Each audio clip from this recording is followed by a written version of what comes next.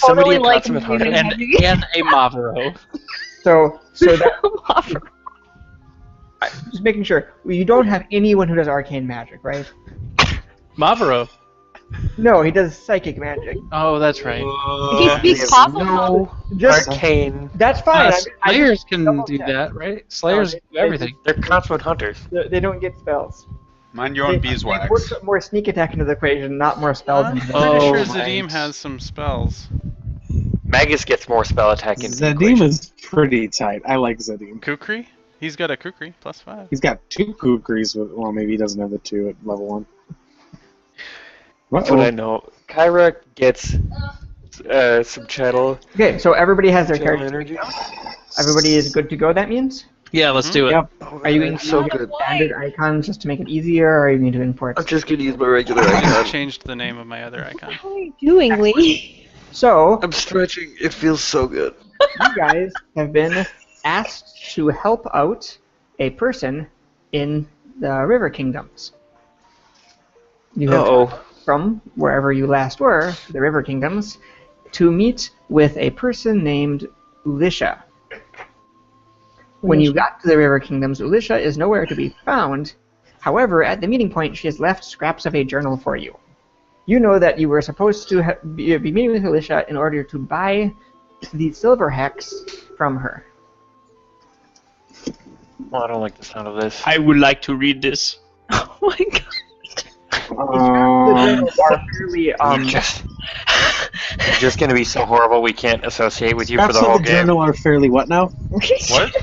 I just stopped talking because I wasn't going to be able to be heard over it. The scraps of the journal are fairly fragmented, but they do imply that she is going to sell you the Silverhex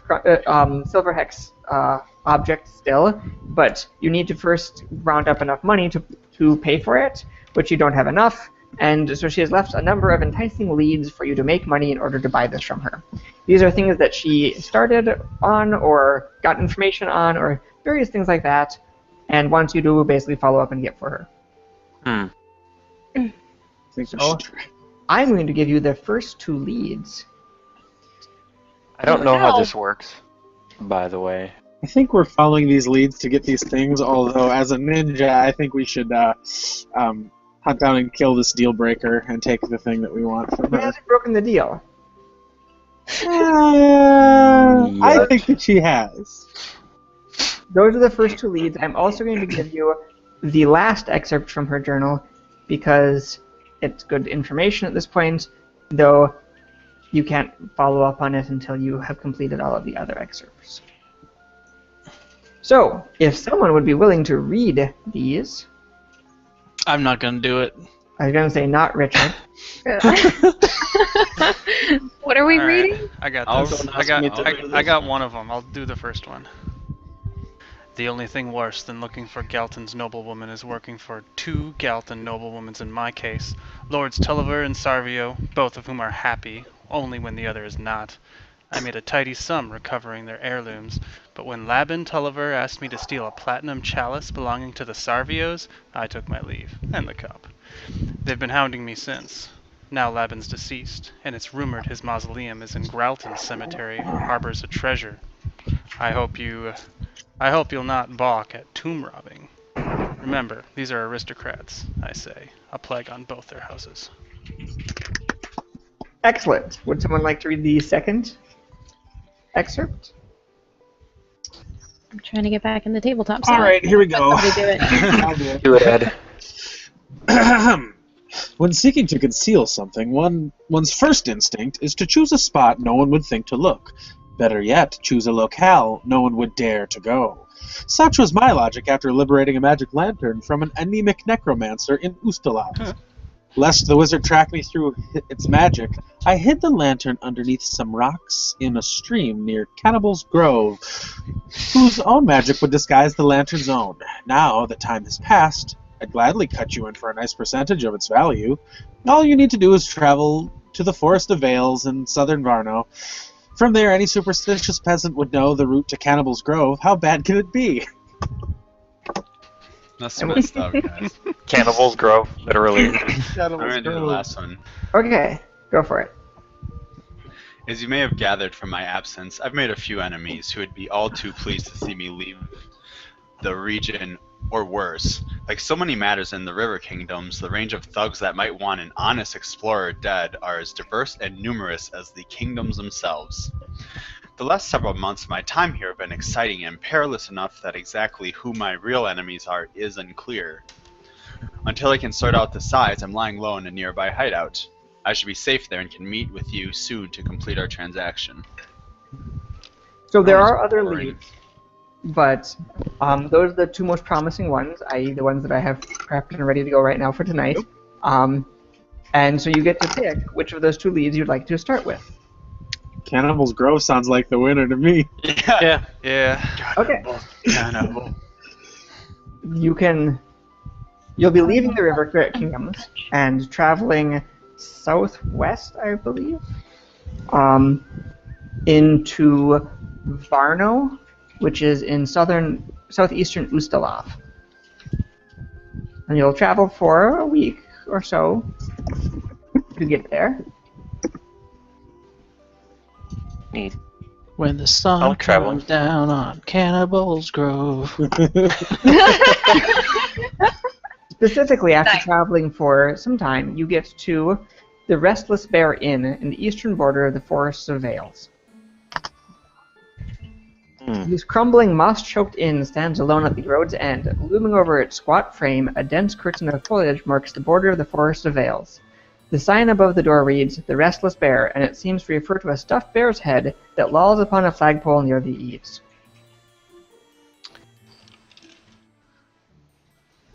The bear looks pretty restful to me.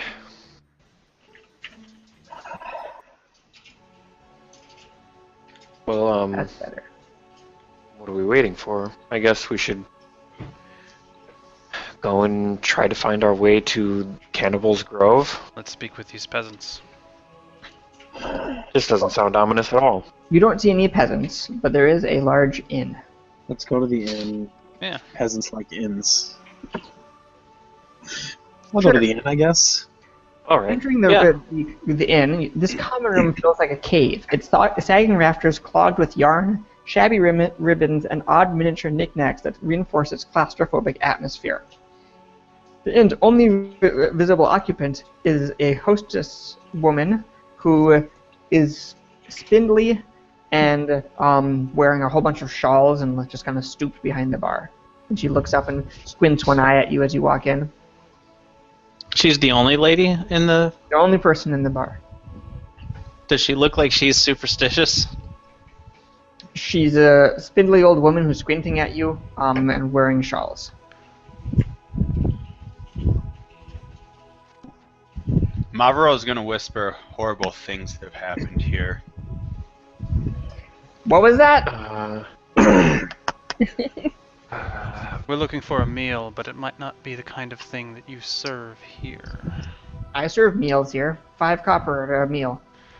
We're looking for people who might have tastes for something a bit more sentient. I don't serve that. We're looking for Cannibal's Grove. Well, if it's rumors you want, I know a few, but I don't talk unless you buy my stew. 5 copper I'll buy a her piece. stew. Fair enough. I could do for a meal after the road. Yeah, she'll serve each of you a greasy, kind of muddy bowl of stew. It doesn't look that appetizing. I'll eat it. Now, I'll eat it anyway. ask your question. Should be thankful for what we have. I'm not keen to put my own soul in peril, steering you to such an unhallowed spot. Don't worry about that.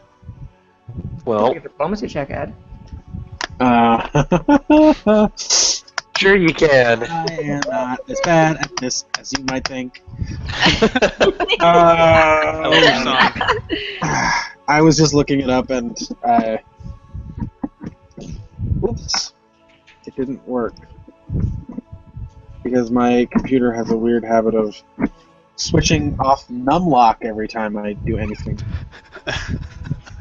God. No thank you, He Numlock. kind of shakes and goes back to. Damn it, Numlock. I'll say, Miss, you needn't worry for our souls. We're with the Pathfinders.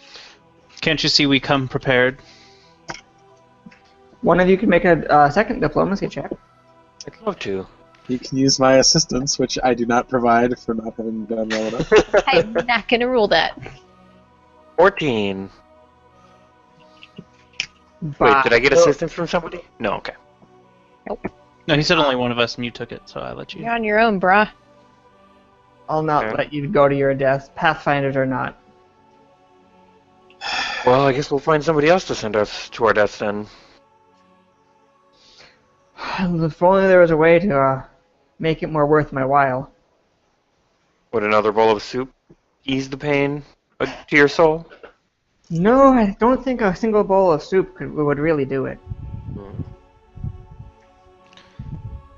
What if we promise not to die? Now, if you were to buy the whole pot of stew, we might be talking about something a bit different then. It's good stew. Do you need any bullets? What?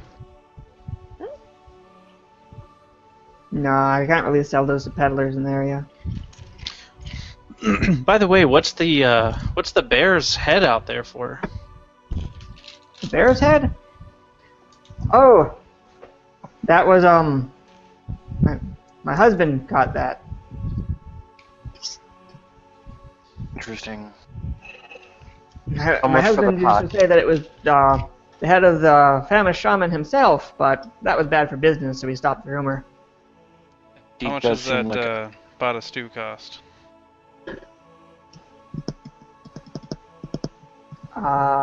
Make an offer.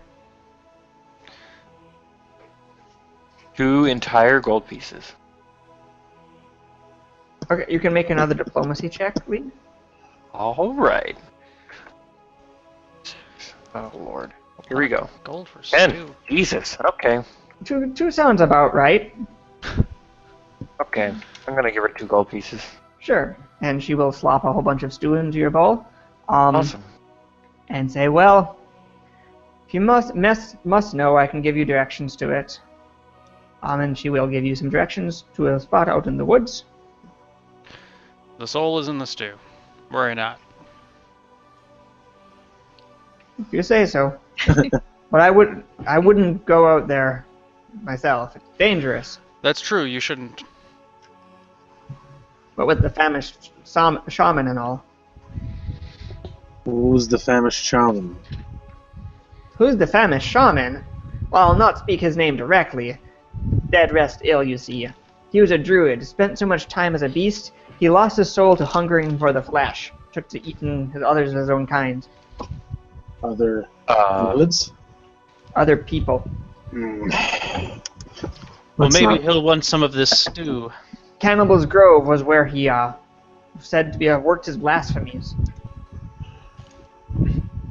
Are there cannibals there yet still, or is it just named after him? Oh no, I haven't been there. Well, you seem to have an awful lot of reservation about a place that you've never even been. A blasphemous druid ate people there. It's haunted. It's not clean. It's a dangerous place. So you say. Okay, well, thank you for the delightful stew. We'll be on our way.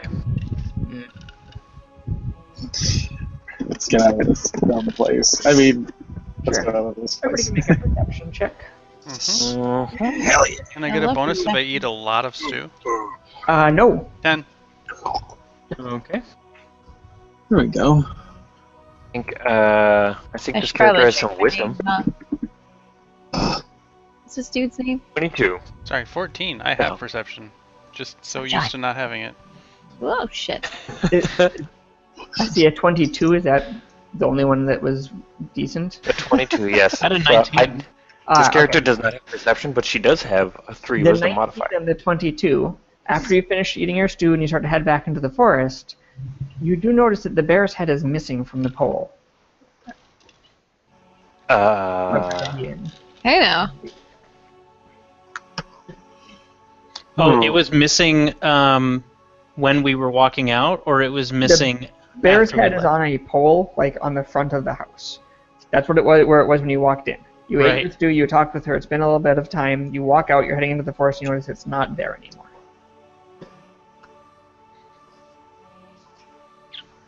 Hmm. Sure, I'll point it out.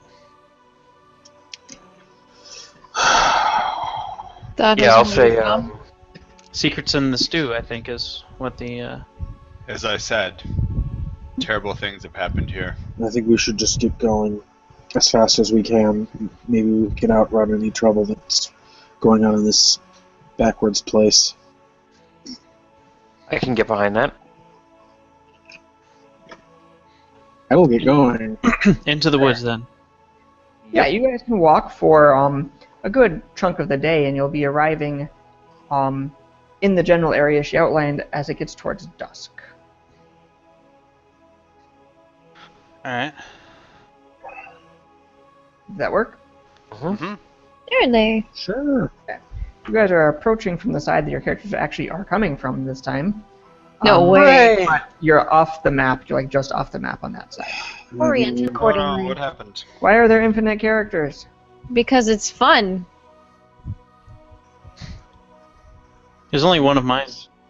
There's like 5 of Only one Taeyang. Gorknots. You should get rid of 4 of the 5 Gorknots. And you should put yourself off the map, up on the upper left-hand corner, not Oh. on the map. I want to be on the map. I was just moving my You're character around. approaching from that side. You're not there yet. Okay. I want to be on you. I'm being stealthy, by the way. Me too. Excellent. Crimson thistles have overtaken this clearing, punctuated by a ring of mossy standing stones. In the center, a neglected stone slab bears ancient stains and gouges. Hmm. She said to look near a river, right? Rocks by a river. Yes. So let's sneak up toward the river, I guess. So you're going to ignore the standing stones? I'm not going to ignore them completely, but I'm not going to focus on I'm them. going to keep them Sure. in mind. Sure. Hmm. Can I search the area to kind of see if there's anything going on here? What do you mean? Like if there's something hiding in the area? You can make a perception check. I would like to do that. Rolled a 21. Yeah, you don't see anything that I haven't described. Okay. Hmm. Did you From describe where- it? From where you're Anything- standing, at least. Did you describe anything about the middle stone? I'm just moving my character there so you know what I'm talking about. In the center, a neglected stone slab bears ancient stains and gouges. They must have used that for sacrifices. Looks like a... I don't know. That seems accurate enough. Alright, I'm going to sneak up to that altar. Sure. I am going to let the sneakers do their sneaking. Yeah, I'll make a stealth Just to be check. clear, this is where everybody is actually on the map, correct? Oh, I mean, Yeah. sure. I Okay. would like to try to sneak not up to the altar, but is this like Yeah, green area foliage? Yeah, any of the tree bushes area is difficult terrain and can provide some cover. Okay, I will try to get up to the cover stealthily using stealth. And no one is playing Helen right now. No one is using that character. I believe that is true. No. You're using Gorknot, right, Ibo? Sure. Okay. There were 7 tokens and 6 people, so I was just making sure. Okay. You, Poor Helen. Jeff, did you move yourself forward? Oh, sorry. He's going to be sneaking around like the edge here, kind of like this through here. Mm-hmm. Nothing happens. Alright, he's going to sneak up to the thing. You can make a perception check as you start getting close. He'll do. 17. Yeah, you, as you enter into the ring of stones, you get a really strong smell of rotting raw meat, just overpowering stench that kind of suddenly is there. You know that it was not there previously, and it is very sudden that there is suddenly the smell of raw meat. What would you like to do? I'm gonna look around to try and determine where the scent is coming from. Sure. You can roll initiative. Awesome. Wow. You don't really Wow. get more raw than that. We may all roll initiative. Everyone may roll initiative, yes. Okay. Oh boy. Oh, I whoa. think I get a +1 on. No, probably not even. Dexterity's 10. Stuff. Yep. Neat. I don't know why I put.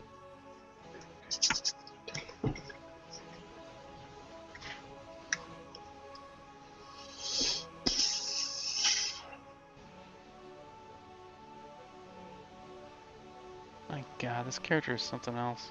Hey, Roy, could you add me to the turn order, please? What are you playing again?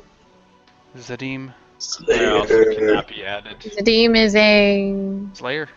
Slayer. Slayer. You guys are on the turn order for me. Slayer. Because you, for some reason, you own my token. Swear to me. I was able to put my initiative in. Mine I'm just is gonna re-add my probably token. a copied version that Rory owns. It's I fine. don't know what Evo. Oh, okay, there we go. Evo, does that work for you now? Yeah. Does it? Let me try. No. I've changed ownership to you. There we go. I deleted my other character and added this one. Okay. Let's delete him. Sure. Let's see, what will I add? Dang, she gets a lot of channel energies. Dang.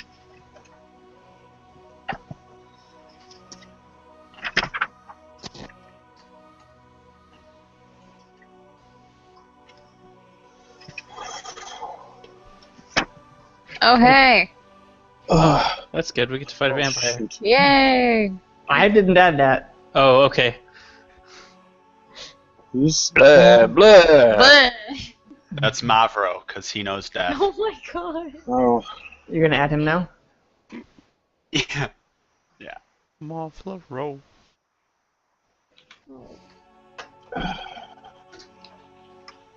Womp Is womp. your womp initiative womp added? womp. Okay. Draco. can I discern that something is happening? You saw Zadim walk in and like sniff the air and looking around. I suppose I'm going to delay. Sajan?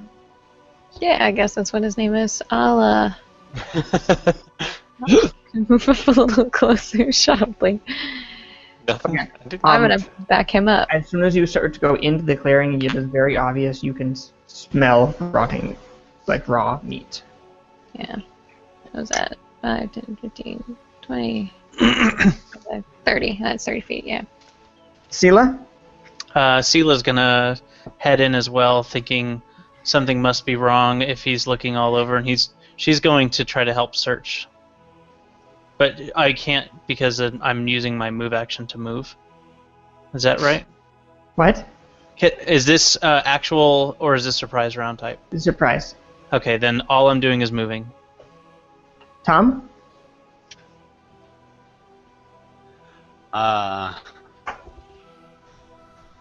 Tom is gonna go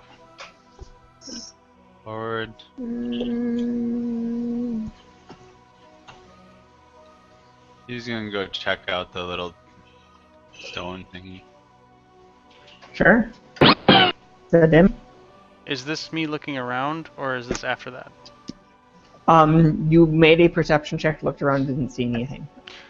I'll be defensive, I guess? Sure. Sorry. Kyra? Yes, I am going to straight up hold my action. Sure. At 0, the hunt activates. Everyone, except for the two people who did not move into the circle, are affected by the hunt. You guys can all make fortitude saves. Right up Evo's alley. Just wouldn't be a good day if Evo didn't roll some fortitude. Wow. Are I'm setting the bar Yes. pretty low for y'all. just like haunt demos, pretty Well, much. I hope Joe's blinded again. Fortitude. That's why you don't make fun of someone else. In the first 3 seasons of PFS, haunts don't exist. They weren't invented yet. Yeah. After that, haunts show up fairly regularly. I don't know what you mean by haunts. Haunts are Haunts are a style of haunts are like halfway between obstacle. a magical trap and a creature.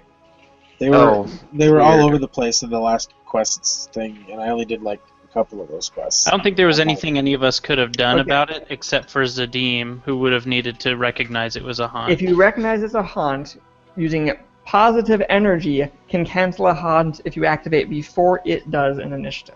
right. Well, anyway, I'm fine. So You just can also use holy water to do the same thing sometimes. let's see what happens. Basically, none of us could have Um, done anything to it because so- we all were on the outside when it activated, so we spent our Um, turn even coming in. The channel is 30-foot radius. Yeah. Yeah, but that character wouldn't even know there was a haunt going on because they're on the outside. Right. So it's kind of destined for the haunt to go off. Sometimes it's hard to know what to do to stop a haunt, and the clues they give you in a module are often like, "What was that? Oh wait, we're doomed." So Well, let's see what happens. anybody who did a 13 fortitude save is filled with the overwhelming desire to eat raw human flesh, even your own. You immediately start gnawing on yourself and deal 1d4 damage to yourself as you bite yourself. I think you should be able to make another save to try to eat someone else instead of yourself. Yeah, dude, I got Mother Wren's skull on me. She's So I'm going to probably let got you some meat guys on who there. failed the fortitude save roll the d4 as you bite yourself. That is how much damage you have to take. No. And then you are sickened as you realize what you have done. You don't have to continue eating yourself unless you want to. That's gross, man. Hey man, it's better than that porridge. Unless you want to. But you did just rip a chunk of flesh out of yourself and swallow it. Ew. And what the and fuck? swallow it. Ugh. Of course. And you are It's now just sickened. alive. Yum. But the urge kind of slowly subsides, and the stench of raw meat is gone. Hmm. Gross. Rory, So does can that I mean tell that the what haunt happened? is over? Are we still in turn order? Nope, we're out of initiative. Okay. So it was like a one-shot deal? Yeah, Haunts- it's like a trap in Haunts that one. very, very commonly, you drop an initiative for one turn until the haunt goes, and then haunts always reset unless you figure out what actually destroys them. Sometimes they reset quickly, sometimes they reset days or hours later. It's fucked up. Like I said, they're kind of halfway between a creature and a trap. Well, I'm gonna get out of that circle. Sure. I'm gonna gonna say, take are a you look all around okay? and make sure there wasn't anything. You seem to um, have hurt yourself. Make sure there wasn't anything of note in the area. I did not bite myself. Yes, I did not bite myself either. Yummy. Yeah. Delicious. This is just me, just also searching the altar. The 15. Sure. Yeah, it's cut and gouged. It looks like it's clearly been used for bloody rituals, but that's about it. Sure. Hmm. I'm gonna start heading over to the river. Holy Okay. shit, that's a big ninja. Yeah, I had one. Yeah. I needed to make it Ninja. available before I could use Okay. it. Ninja! Realized I forgot to do something. I will take 1 second to fix something that I didn't do. You guys are heading over towards the river. Mm-hmm. Yes, I'm gonna Where? go around the thing over Sneakily. towards here. Sneakishly. I'm gonna wait until somebody else gives me the all clear because my sneaking is pathetic. Yeah, I'll give stealth a go. Start Thinking heading of a closer. sneaky party? I'm not gonna sneak. Slayer? I'm Monk? wearing a lot Ninja? Does whatever the hell Evo is sneak? Cultist? Monks are that- apparently sneaky, so Monks, yeah, monks are are sneaky. Yeah, because they don't Right. wear heavy armors and shit. You guys can sneak through the bushes and get close to the river. Oh, May Um, I boy. not sneak? Because I don't sneak. You can move through the bushes and get close to the river. Either Alright, way is I'm- fine. I'm doing that. Actually, I'm gonna stay back here. can I roll perception when we get close to the river? Yeah, there is a large pile of rocks in the middle of the river. You can see at B2. That looks like a taxidermy nest. to Perception me. at 16? It does look kind of like a tatzelworm nest. Oh man, if I called this, I'm gonna be so happy with myself. 19, you said? 16, 1-6. 16. You don't notice anything strange from there. I'm checking real quick to see what kind of special powers I have at this point, but I don't think I have. Anything for tasselworms? I don't even know what those are. There's just an area in Kingmaker where there's a river that has like a pile of rocks in the middle of it, just like this one. And there's some kind of little, I can't remember if they're dragon-like or magical beasts, Yeah. but they're The dragonkin. Yeah. have like stinky breath or acid or something. I can't remember what. I think Rory, they poison um, people. I don't know. They're Paladin- super annoying. This paladin character may detect evil as a standard action as often as she wants. I'm gonna detect evil instead of perception check for a little bit. It goes in a cone, so I will try the strange-looking rock formation, and then I'll try other areas. Sure, you do not detect evil. Fucking paladins. Gotta Well, love it. No, I'm I- into it. So there's a couple of other things that are important to note about detect evil. Do you Okay. know what it actually detects? It says, I detect evil as a standard action as often as I want, and can As detect this- the presence of evil in a 60-foot cone. As the spell. And do you know it how the doesn't spell? say Do that. you know is it it's italicized? Do you know how detect evil works? It's not italicized, and It's- I don't know how it works. It's as the spell. The detect evil lets you detect things within certain thresholds. A aligned creature of 4 hit dice or less that is not undead, an outsider, a cleric, or a paladin of an evil deity, or something like that. If it has 4 hit dice or lower, it does not show up with detect evil. This is the mechanic that means that a paladin can't walk into a town and say, "Oh, those were all the thieves. They're the evil ones." Okay, I think she's still gonna detect evil if she doesn't detect anything. Right, and She's just gonna letting you know, basically at low levels, that means it detects undead and outsiders and powerful creatures. Okay, And other than that, you don't, you wouldn't expect to find anything. sure. Then and then I would do a normal perception check whenever my turn comes back up. If I can do that I was now. trying to help you understand what that power did. Actually. No, that's fine. I'm just telling you what I'm doing. If it does something cool. If it doesn't, it doesn't. Make a perception check. There you go. 4. You don't see anything out of ordinary. All right. Ordinary river with rocks in the middle next to a. Then I'm gonna start heading horrible towards the rocks then. I'm gonna start heading south so I can check over by this little dam thing, Sure. and I'll do another perception check over there. I'm gonna be in the back. Brittany, are you heading through the rocks? Yep. Weird, Evo. You and I have the same idea. The river is not that deep. It looks One like at you a time. wade through it. It's about waist deep water. Wait, Steve. Okay, I'm gonna roll a perception check. How many people did eat themselves out of curiosity? Yo. I did. You were a hot dog. 25. Hot damn. You were starving. Would you eat yourself? And did Richard roll? I rolled a 13, but I'm like way to the south. I'm checking the south area. Sure. Brittany, you notice, even with a little bit of distance, that there's underneath one of the rocks at B2, there is an orange glow from something like underneath one of the rocks, like in a crevice. Yeah, so John will cock his head and look to Reiko and point it out. See that? See what now? It's just like, what was it, Rory? And just like, kind of like It's a weird orange glow. I will try to scope it. Sure. Did you say it was coming from the rock She can formation? point it out. Yeah, at this point, I mean, she saw it. She can point exactly at where it is. There's, yeah, it's from where B2 is. Uh-huh. There's like a crevice between two rocks, and you can see like from underneath down back in there. There's a little bit of an orange glow. But it's not, the orange glow's not underwater, right? No, it's in the rocks in the middle. Okay. Well, be my guest. I'll cover you.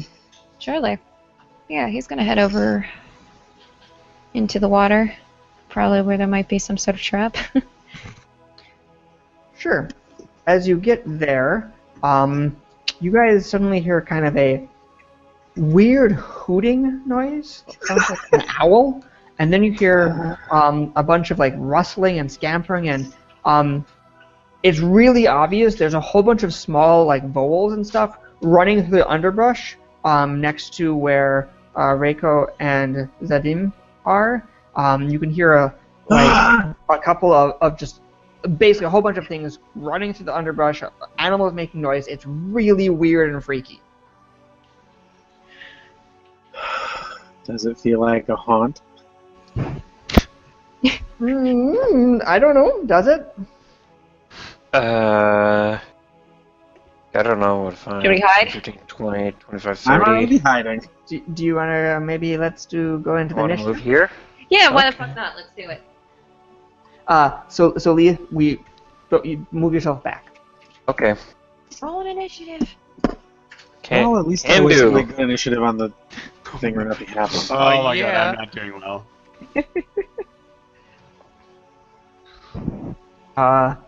Is Olek not going to be present anymore? Yeah, but I put a different one on. He's putting a token in. I deleted Olek not for you.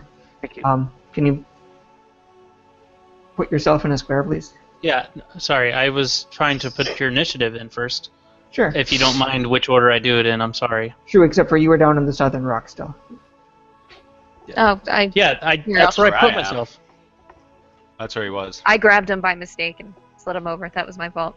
Okay. You said it was Jane. I don't know. Sajane, whatever you want to call him, fuckface. That's cool too. Sajin. Anyway. Fuckface! Fuckface. I was his name to fuckface. What are you doing? I don't think that's his name. It's probably not. That's fine. I'd How like close to am think I that to his the name glowing is light? Hat Sage. Like right next to me? I'll be right back. I'm sorry. What was that? Too many I'm people. not next to the. Am I right next to the glowing light? No, it's like at B2. Well, I'm next to B2. Do I have to be on top of it or something? Yeah, it's like at where B2 actually is on the map. Okay, how high is that? I mean, it's difficult terrain, the same as the river. It's not. But you can still walk to it.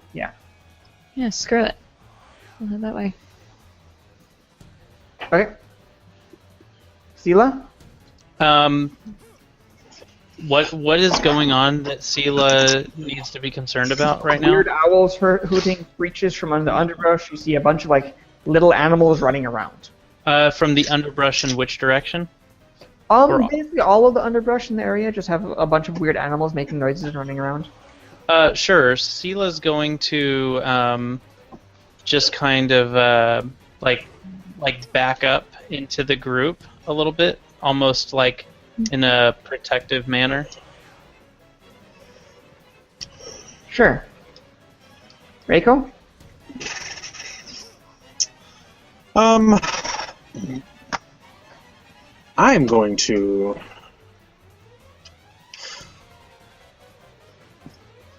do the opposite. Move a little farther from the center of the group, and as stealthily as I can. And actually, that would be half of my speed, wouldn't it? So I'm going to move here. Okay. And I'm going to ready an action to whip a shuriken at something. It is a Sneak attack surprise round. Oh, So- okay. Then I'm done. Okay. What the fuck? Sorry. That was not Ghost-faced killer.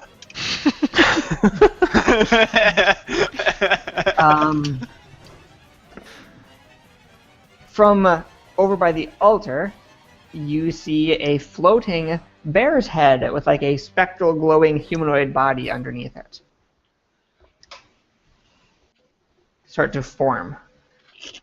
Okay. Is it doing anything, or is it just manifesting? It seems to be manifesting. Kyra? Kara will say, nothing. And she will go, You have nothing to say to that? 20. And hold on. I think I'm wearing chainmail. I might not be able to move more than 20. Change shirt. Let's do this. I'm gonna move here. And I'm done. Vadim? Is this brown on top of the green difficult? Does it look like bushes? It looks like a I don't know tree. what it is. The thing North, here. north of you, that is difficult terrain. Okay, Yes. Anything so that I'm looks like gonna tree go 10, brush. 20, 30, and I will be done. Tom?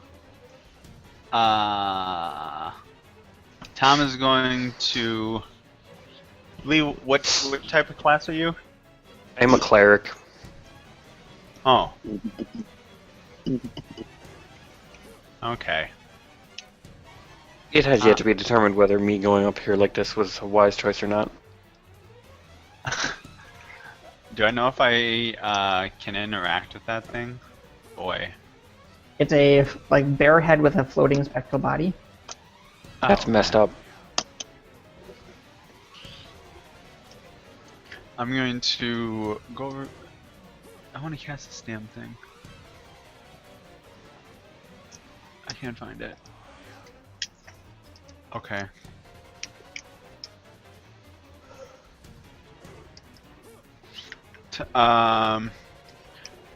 Tom is going to touch. Do you have a weapon out, Lee? I do. I have a scimitar. He's gonna touch your weapon. He's gonna go get him, Tiger. And you get a +1 enhancement bonus to your weapon. It lasts for a minute. Awesome. She's a tiger. I mean, she's not anything like a tiger, but she's, got some tiger characteristics. Say, Jane? Can I see the light now? Yes. Okay, do I need to roll perception for that? It's like a crevice between two stones with orange light coming out of it. You can't really see down there. Can I tell? I can't tell anything about it? It's orange light. Oh, we are looking for a magic lantern. That might be germane.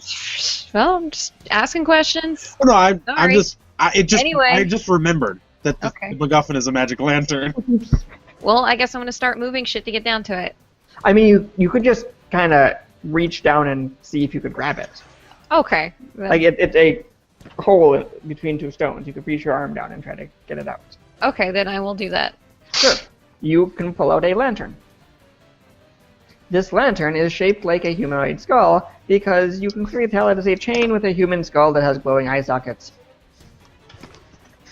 Why is everything got to be messed up, though? Don't know. But it is shedding light as a bullseye lantern.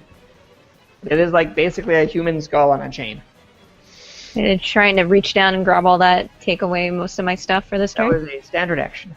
Okay. Yeah, we're in normal turn order now. Okay, so I can actually move still. Alright. I get this, I'm gonna hop on down, so that's 10. 15. Oh, crap, that double click. 20. Is the moving through the shrubs difficult terrain too? Yes. Okay. That's about as far as I can go. Is that right? 5, 10, 15, 20, 20. No, I'd be back here.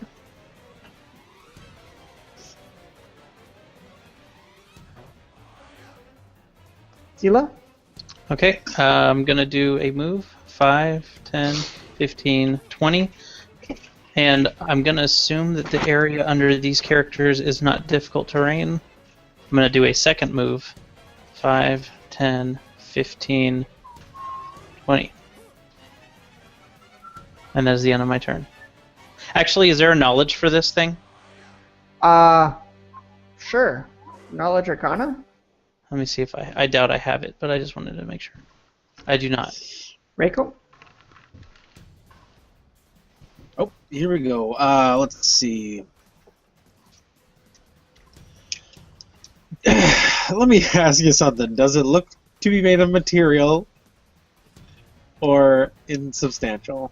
Or can't I tell? It's like a glowing body of light and a floating bear's head. Does the head appear to be real? Sexy. Yes. Okay, then I'm going to, I guess as sneakily as possible, move down a little, and whip a shuriken at it. Sure. You can roll the hit.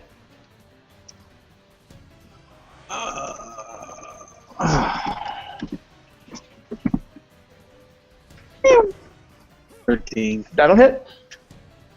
All right. Is it aware of my presence, and is it susceptible to sneak attacks? It is not susceptible to sneak attacks.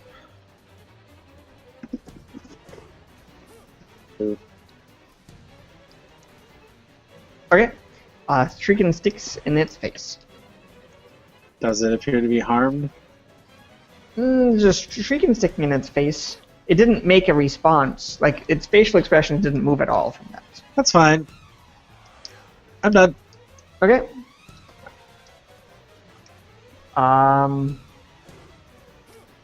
Sure. The bear's head someone goes flying off of the body at Sila. Sure. And the bear's head goes, like, tumbling through the air at you. Okay. Is there a... Just 1 second, I'm rolling the hit. I need to get... Does a 20 hit you? Yes. Okay. The bear's head hits you. It doesn't bite you. It doesn't do anything like that. It just hits you and kind of thwacks against you for 3 non-lethal damage. Okay. And then it disappears. Kyra?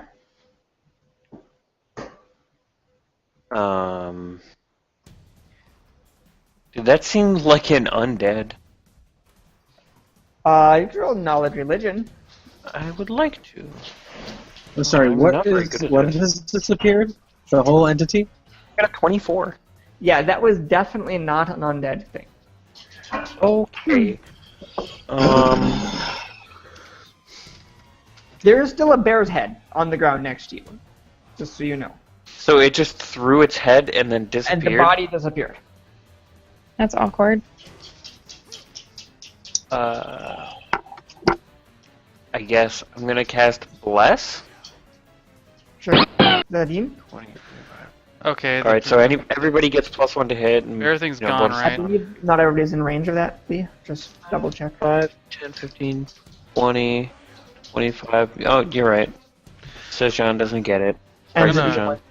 the Dean was too far away also, I think. That's fine. I'm gonna move there, and I'm gonna be ready to attack anything that comes out of that death circle. Sure. Jeff And was no one close likes enough. it anyway. This is the best encounter ever, isn't it? Out of the other side of the river, you Clearly see a this- giant elk come bounding out, jump over the river, and charge. Into As long as it makes its jump check. I rolled it to myself. And it Someone had should made have the taken jump. away his American Express card. Am I right? Right? So it's What? going to try to gore you on a charge. Okay, I guess. It hits, obviously. Don't ask me questions that you know the answers to. It There does isn't a first... 6 damage on a charge as the elk leaps across the riverbank, makes the lowing noise that elks make. Nobody And- knows what noise an elk makes. Oh, It's not serious. Yeah, Jeff Come on, got it. Jeff, you use that noise for everything. I know what noise an yeah, except this time he was Tom? accurate. I missed the noise. Do it again. No. I know what noise a moose makes. Close enough. They say, I'm a So sad. moose. Missed it. Moose. Oh, Okay. Kenny, never forget. We're in- Oh my god, what? He's still alive. It's cool. I'm gonna move up if here. you're in Eastern and... Europe, it might make a noise like Shamu. Snatter, snatter, snatter. Oh, what is this? Oh. I just got this weird feeling like Shia LaBeouf should have been in Free Willy, but he wasn't. What? Blue? What? You did not No, say just- that right. What? guys, ignore what Jeff says, and Jeff, let's how continue many you playing had the game. already? He's trying to distract you. Richard's being the voice of reason. This is a perfectly ordinary looking elk. No special body, nothing like that. It just Roll an 8 to hit the elk. an 8 will not hit the Did you hit plus 1 because a 9 hit it? A 9 will also not hit the perfectly ordinary elk. Damn it. See, Jane? 1, 2, 3, 4. I'm gonna punch the elk. Nice. I'm gonna punch the fucking elk. Just monk things. Yep. And fucking punch it. As soon as I open my sheet back up again, because that was dumb of me. I think the music makes this encounter so much better. Or should I change the music? No, I'm 17 into hit? it. A 17 will hit an elk. 6 damage. Okay, you punch the elk. It is still standing, but you punch the elk. Nice. I got a lantern in one hand, I've got my fist in the other. We're doing good. Sela? Sure. Sela's gonna move towards the elk. 5, 10, 15, and she's going to flank with Sajan, Sure. I guess. That works. That's just the name on the sheet. I like Sajan. I think that's a pretty sweet name. Fuckface is pretty great, though. Well, that's true. And she's maybe gonna, more. She's gonna use more power attack. I'm gonna just always use power attack, I think. Okay. Since I'm flanking, is really. That seems like a valid philosophy. Does 14 hit? It does. It is a perfectly ordinary elk. Good. Be perfectly ordinarily dead after I attack it. 8 damage. Okay. The elk is not dead, but it did not make... That's one, like... Oh, she's gonna say, if we have the lantern, we should leave. I like the idea a lot. I don't know what accent either of those were. I'm going to take a 5-foot step away from the elk, Sure. and I don't know, total defense, I guess. Excellent.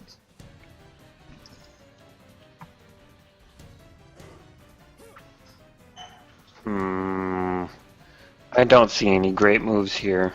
That's not your turn quite yet. Sorry, I did something with initiative and it went to you back. Oh, not another one. You hear a high-pitched, squeaky voice yell, "Give me the lantern and I'll spare your life!" Don't do it. It's a track. And Jeff, Mhm. a tiny flying pixie-like creature appears next to you as it is attempting to sneak attack you from invisibility. But I had a ready to action to attack something coming from that exact area. True, so you'll get your ready to action, but since it's popping out of invisibility, it will attack. Okay. Cool. Because you aren't aware of it until after its attack. I'm cool with this. I love all of this. 11 hit your flat. What did they see? Yeah, no. No, it does not. Because you're wearing armor. Yeah. Okay, then she misses. Alright, I'm gonna kukri that, whatever it is. Okay. So, Ooh, that's a 10. a 10 does not hit. Okay, that's it. Now it is Kyra's turn. Me. Now it is Kyra's turn. This does not get better. Okay, I'm gonna assume that all of the people hitting the elk have it under control. Thanks, I want to I'm need gonna it. move over here. Nope. 5, 10, 15. Alright, I'm gonna move here, and I'm going to flank that fairy. Sure. You also get a +1 on hits. bonus. I'm sorry. She is technically in Jeff's square. I just to make it. Can I still flank? No. I'm gonna hit it then. You could flank, but you'd have to be basically flanking Jeff, so Jeff doesn't allow flanking with that. I got a 6. I'm done. The elk makes another noise of distress, this time instead of anger, and will do a withdraw. What a shock. The elk is upset. We don't get anything for a withdrawal, right? Like we don't get any attacks. Right, the first 5 feet of movement do not provoke. Okay. Tom?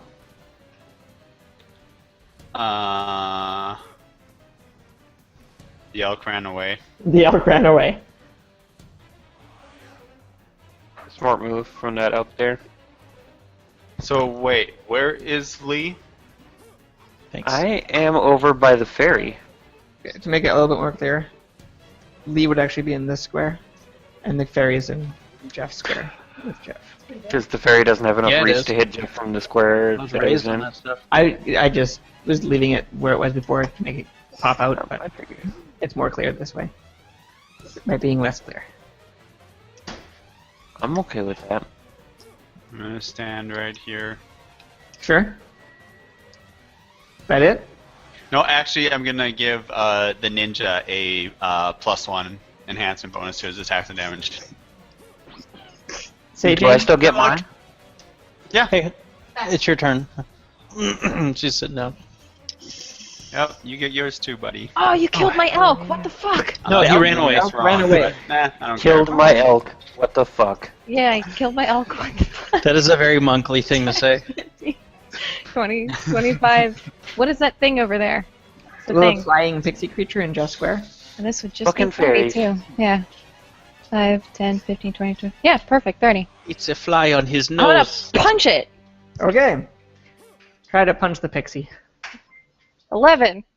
11 is Wow, not going we to are punch. not even close. Wow! Sela? All right, let's see. You guys leave me no choice. I will have to double move. I think. 5. No, actually, I think okay. 5, 15, 20. There you go. That you can't attack across the stone. That is like a big standing stone. Okay, So then like you can move into that square, but you couldn't attack through the stone space. Basically, think of it kind of like a wall. sure. How about 5, 10, and then now I'm in difficult, so I can only go to 20, and then I will do my second move. Sure. 10, 20. Sure. Reiko? He's Okay. flanking. I have all of the options that would be applicable to my character have been taken.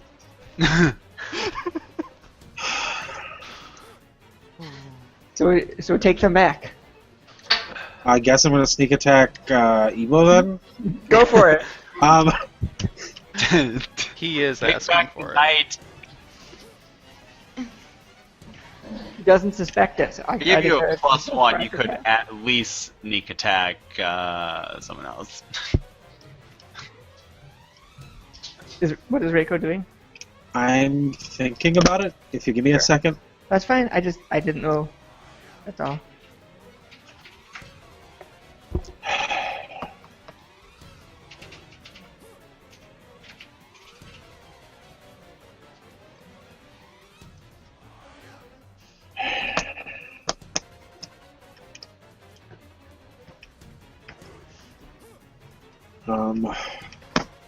Yeah, I mean, I guess I'm just gonna hold. I really don't have an action that's attractive to me right now. Zadine? He will step up here. You can attack creatures in your own square. If they're that small. Just so you know. I think he's interested in flanking with somebody. But Yeah. you can also do that. That is fine. He will study the pixie. He will learn its weaknesses, and he will gain a +1 bonus to hit. Are you, okay. Punch it. Punch it, If Chewie! you have knowledge nature, you could make a knowledge check on it also. Its weaknesses are that it's small. No, I don't, but I don't have to make a check to get a +1 to hit and damage. Right. You're using your studied target. Yeah? Use your fly swatter. 15? 15 will not hit. Wait, who is this beneath me? Do they have a weapon? Yeah. Sejoun? There- Does Sejoun have a weapon? Sajan? No, she's unarmed. No, but I think she's threatening that square. If that's I what think you're- everybody in What this I mean, party is saying, Even If if you're I'm flanking, flanking. it's a 17. If that A matters. 17 will hit. Yes! Alright, thank you, Sejoun. Also- You did ask if she had a weapon, not if she was threatening. So I gave her the Well, correct answer. You know, My assumption is she can threaten. that because character icon has played a lot. I'm gonna roll this damage before I talk. Mhm. Trying to find it. Smart man. Oh, D4, really? Alright. D4. D4. 6. Is this any special type or just normal? This is a kukri, Rory. Okay. There are no pre-gen level 1 characters that have a weapon of that kind, Rory. You know that. I don't know that. The backstory of one of them is like a vampire hunter or something like that. No, none of them have it. You know they don't. I have actually not played many of the pre-gens. I don't know if any of them have special materials. I've got special materials. No, wait, I just looked. I do that not. as a level 1 character.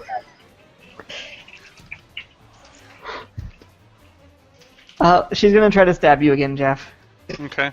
because she challenged you. I like your consistency with these fairies, Rory. Kyra. Oh my god. That is I'm gonna. it. Wait, did she have to move again to get in to hit him? No, yeah, she's it was a 5-foot step. oh. Oh my god. I'm gonna swing at it from here. Okay. Does a 15 hit it? No.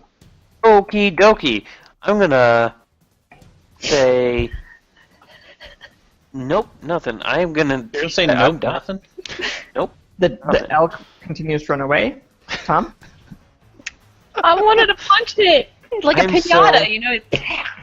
I'm generous to woodland creatures, so I am not gonna chase it.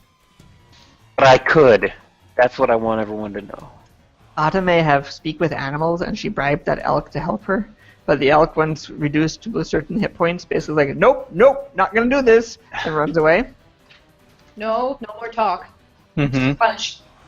Because it didn't actually like. Tom, what did you do? No one will ever know. What? Evo Is even your back. turn over? Oh, no. Oh, okay.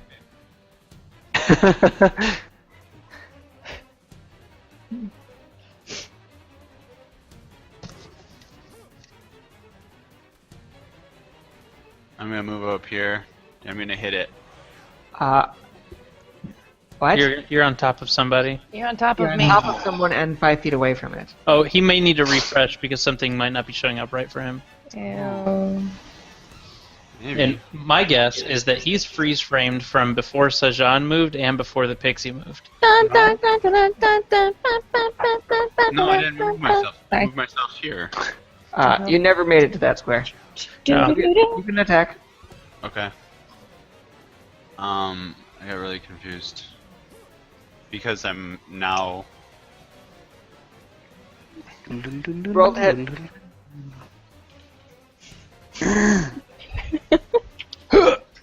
That's why I think it's like every time I punch. Okay, 4. Reiko, you're still holding? Ed? I guess I'll go. Okay.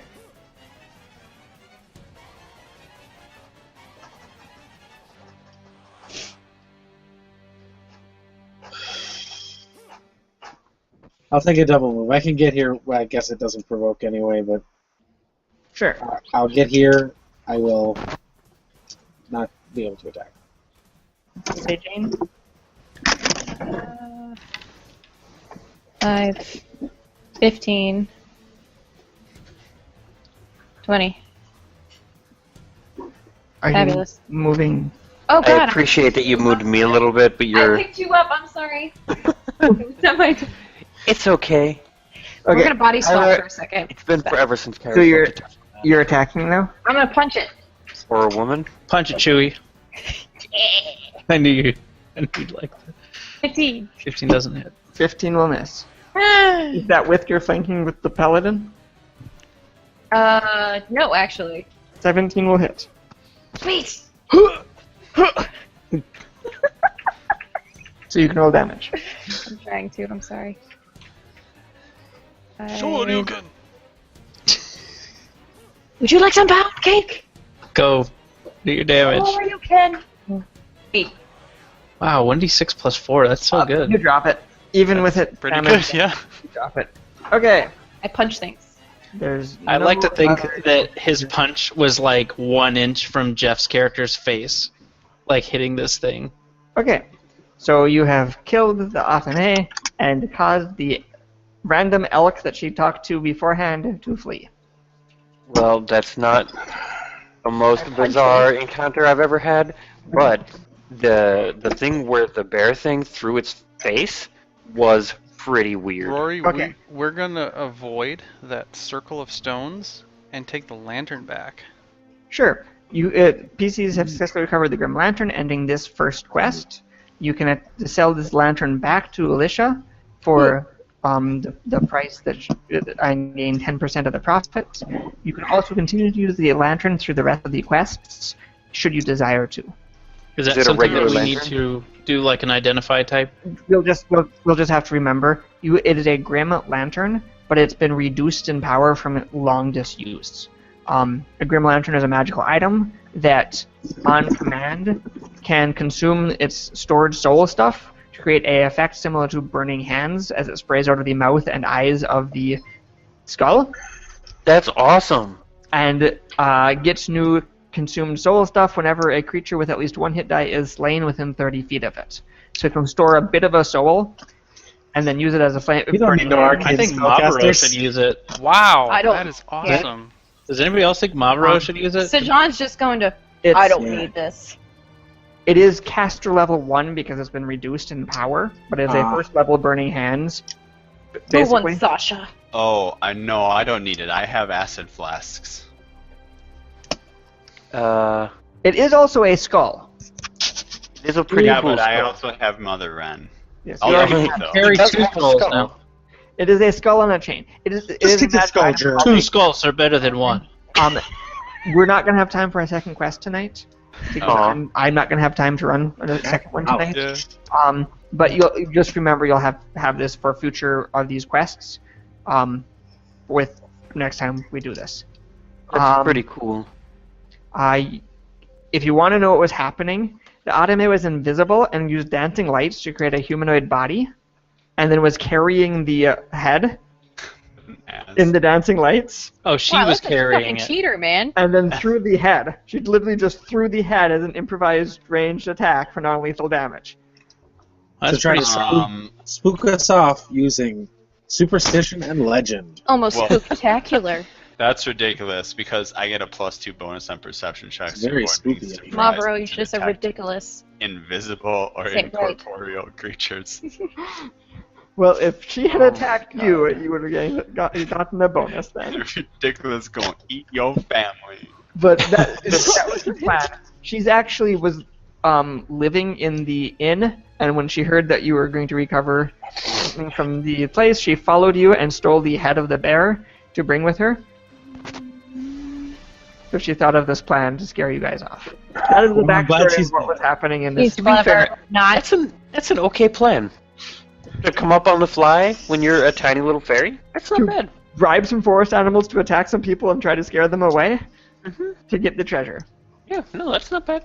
So, you guys will have completed the first of the 6 quests in this set successfully, and you'll get to apply this to a new level 1 character. Wait, how does that work? You play as you play as one of the pre-generated characters, and then you can apply the Chronicle to a new level 1 character at any point. But if they do anything else, you can no longer apply the quest sheet to them. What do you mean if who does anything else? If you have a level 1 character that does anything other... So basically anything but a raw level 1 character cannot get any effect from this. What do you No, mean like- raw? You can have a character that has played like twice, Yeah. Mhm. and then as I have long as you don't play them again while you're So- doing this, it's fine. Okay. So But we're gonna basically- play our other characters and apply whatever when we finally finish these quests to the new level 1s we all have.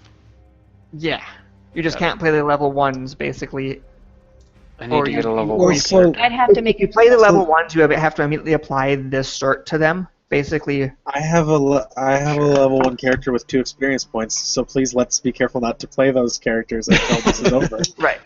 And that's specifically why they do it, is because if you're at a level 1 character and you start this and then do something else, you're level 2 and then it doesn't work out. So they basically say you can't. This is like an ongoing adventure, effectively. Yeah. Well, I think that Ed can also just not really apply. He can let it float and not apply it yet, right? What? You can also let it float and not apply it, but you'd want to apply it to your level 1 if you have a level 1.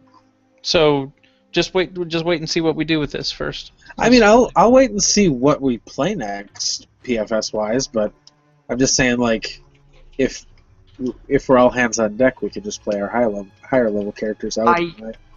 I had a 1 to 7 prepared, but realized that I couldn't stay up late tonight, so I wouldn't have had time to finish it. But I do have a standard encounter prepared for next, like a standard. This was just because I couldn't stay up.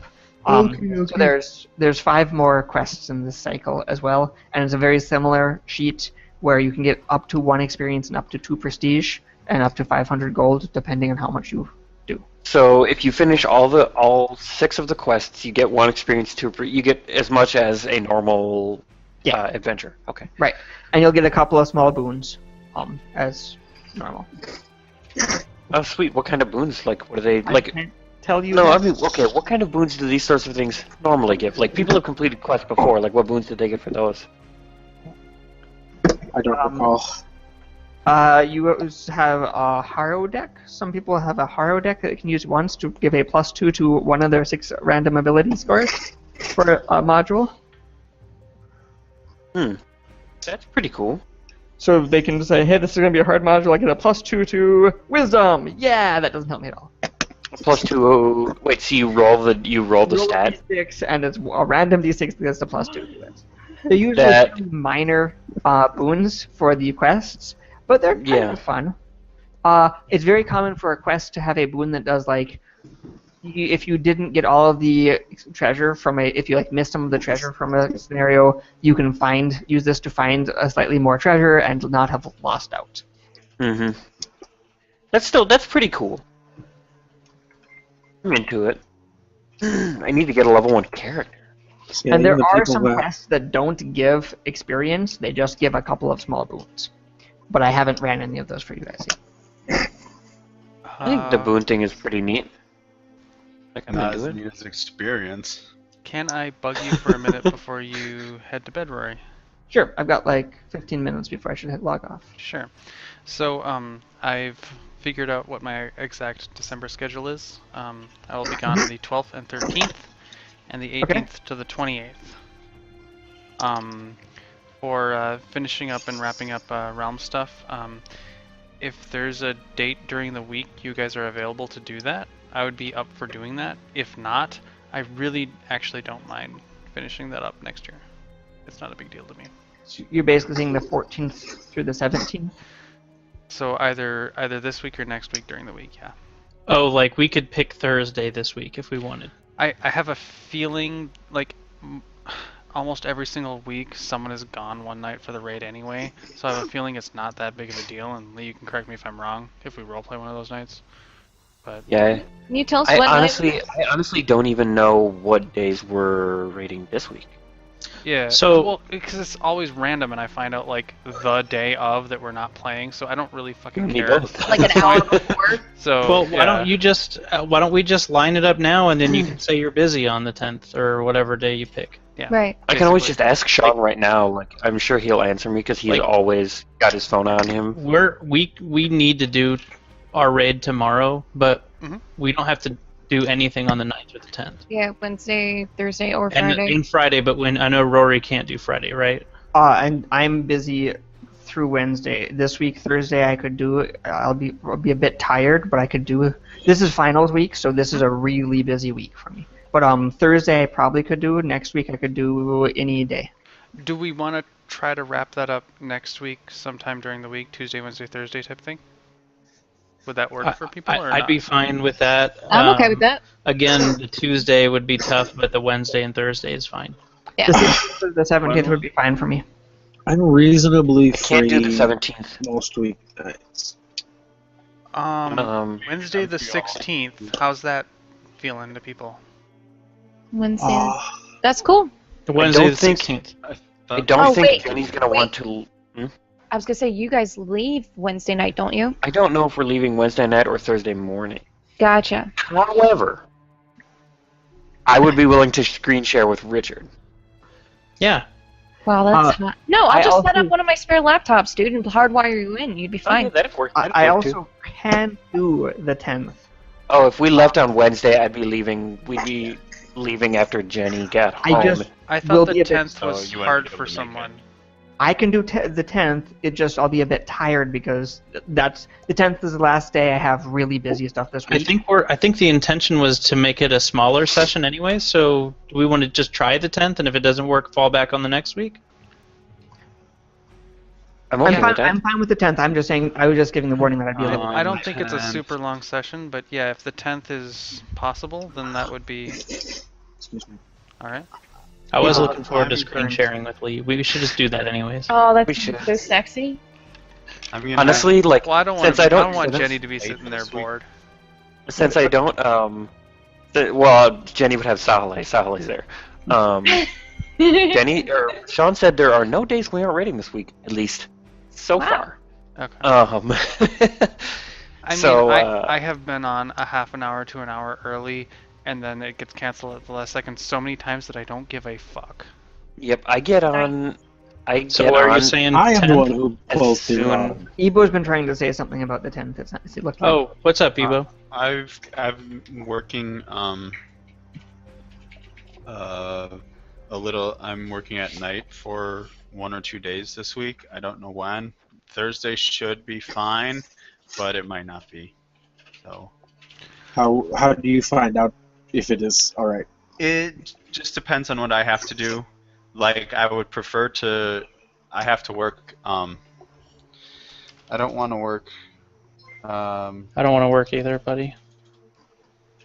Next triple. weekend, so I'm working overtime this weekend to make up for it. Or I don't want to work next week, so I'm working overtime this weekend to make up for it. Okay. Yeah. Do you guys want to But tentatively it's- plan for the 10th, and Ebo, when you can let us know when that works or not, we'll roll with it. We'll try and roll with the punches as best as we can.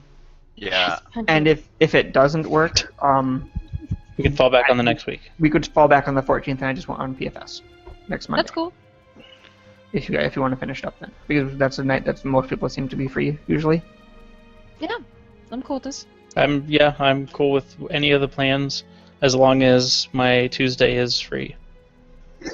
I'm sorry, I missed that last bit. I was listening for children's stuff. We'll use Monday if it doesn't work out. We'll try to plan for the Monday next Okay. week. Ed, can you roll the 10th? And if that doesn't work, we'll try and reschedule. Rachel is currently in Waterloo, Iowa, for Gross. some occult purpose. Yes, and apparently not a great town to live in. I did not know that, but anyway,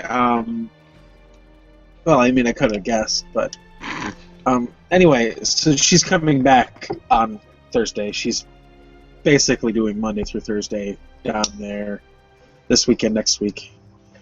And so she'll be back, so I will ask her if there's any specific reason why we couldn't do it, but since we're not probably going to be going very late, it will be probably an issue. Okay. Were we doing Shadowrun stuff or no? I mean, I don't know, I would be willing to, but it is getting on a little late, so it's Oh, up to yeah. I was gonna. I need to drop off now. If you guys do it, it'd be awesome because I have my stuff getting closer to being done. Cool. But Okay. it's up to you guys, and I'm gonna call it a night, and I'll talk to you guys later. Okay. Bye, I'll- Rory. I'll Thanks, post it on Rory. Facebook. Thanks for running, Rory. This is pretty fun. Cool. I like these quests, This was actually. Tonight, guys. Technically. Yeah, I do too. I like playing free gens more than. It looks Good like night. we're done. Good night. Sorry about the short role-playing session. I like Although- playing pre-gens because they automatically come with sweet drawings that you can chop and screw into tokens. I like playing pre-gens because when they die, I can just say, well, that goes to my fourth character. Yep. Oh, really? Yeah. Yeah, I didn't really. know about that. Yeah, you have to scratch off another character slot, but basically Oh. it doesn't penalize anything that you already had in the works. I should probably catch up on my, what's it called? Bureaucracy. Bureaucracy? What? My PFS bureaucracy. I might be behind. I Central think Rory does it bureaucracy? for me. God. I think Jeff's basically saying he doesn't organize his shit. I have a spreadsheet that keeps track of my gold and prestige, which I think is the important part, and fame. Yeah, that's all I do. Yep. Man, Yeah. you should see my shit Is there is so something else? organized. Roach and I are pretty damn organized, actually. I think you're supposed to like mark off like things on the actual official sheets. Like, and I fill out all of my sheets. They're not accurate. Really I done like that, but I have them in my Google like shared with me, so it's I have, whatever. I have sufficient records that if I went to a con, I could copy them down to the official sheets and play a game. Yeah, I could make it I happen would just if I have to needed to, print out a bunch of certs. but damn, It I would ain't be doing that until I need to. shitty. Fuck no.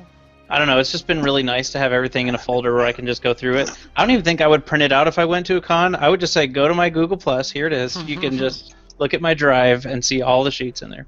Mm-hmm. I'll share them with you. Don't worry about You're it. gonna call me on this? Well, okay. If you want to do it the hard way, it's gonna be the hard way, bro.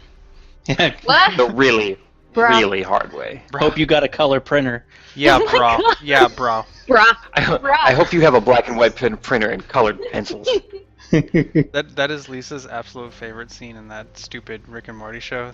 That like ends Stinger with a yeah, bro. Yeah, bro. That seems like a Lisa thing, though.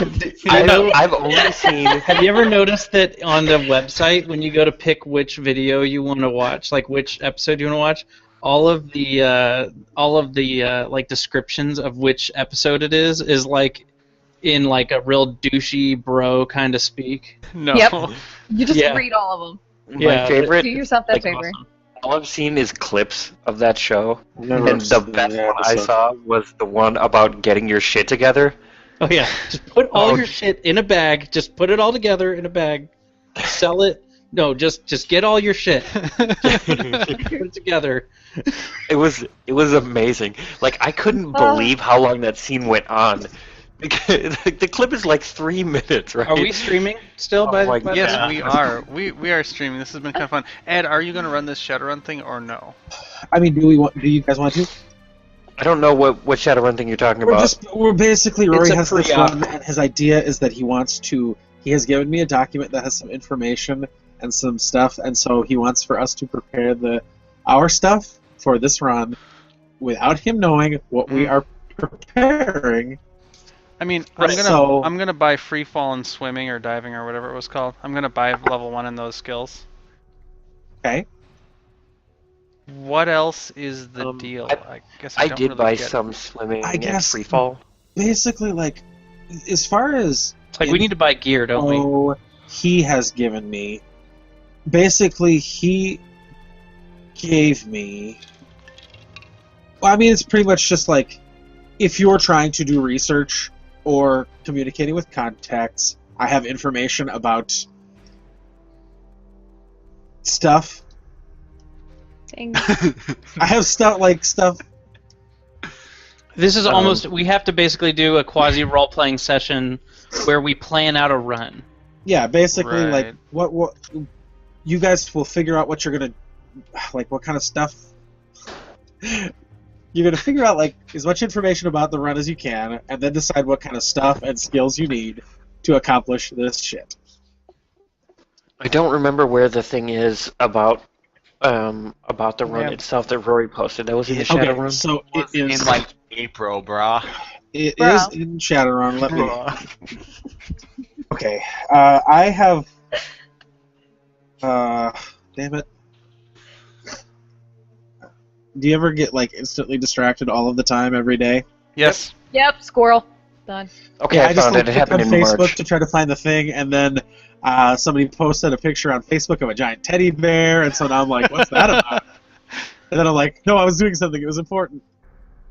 The worst part for me about getting distracted is that I never remember what I originally wanted to do. Oh, dude, From what it sounds like, we're supposed to go to a drop point, kill everybody. It says, upon arrival at the island, runners will exercise due caution and haste to defeat in detail hostile positions and maneuver to the telecommunication station on the south coast.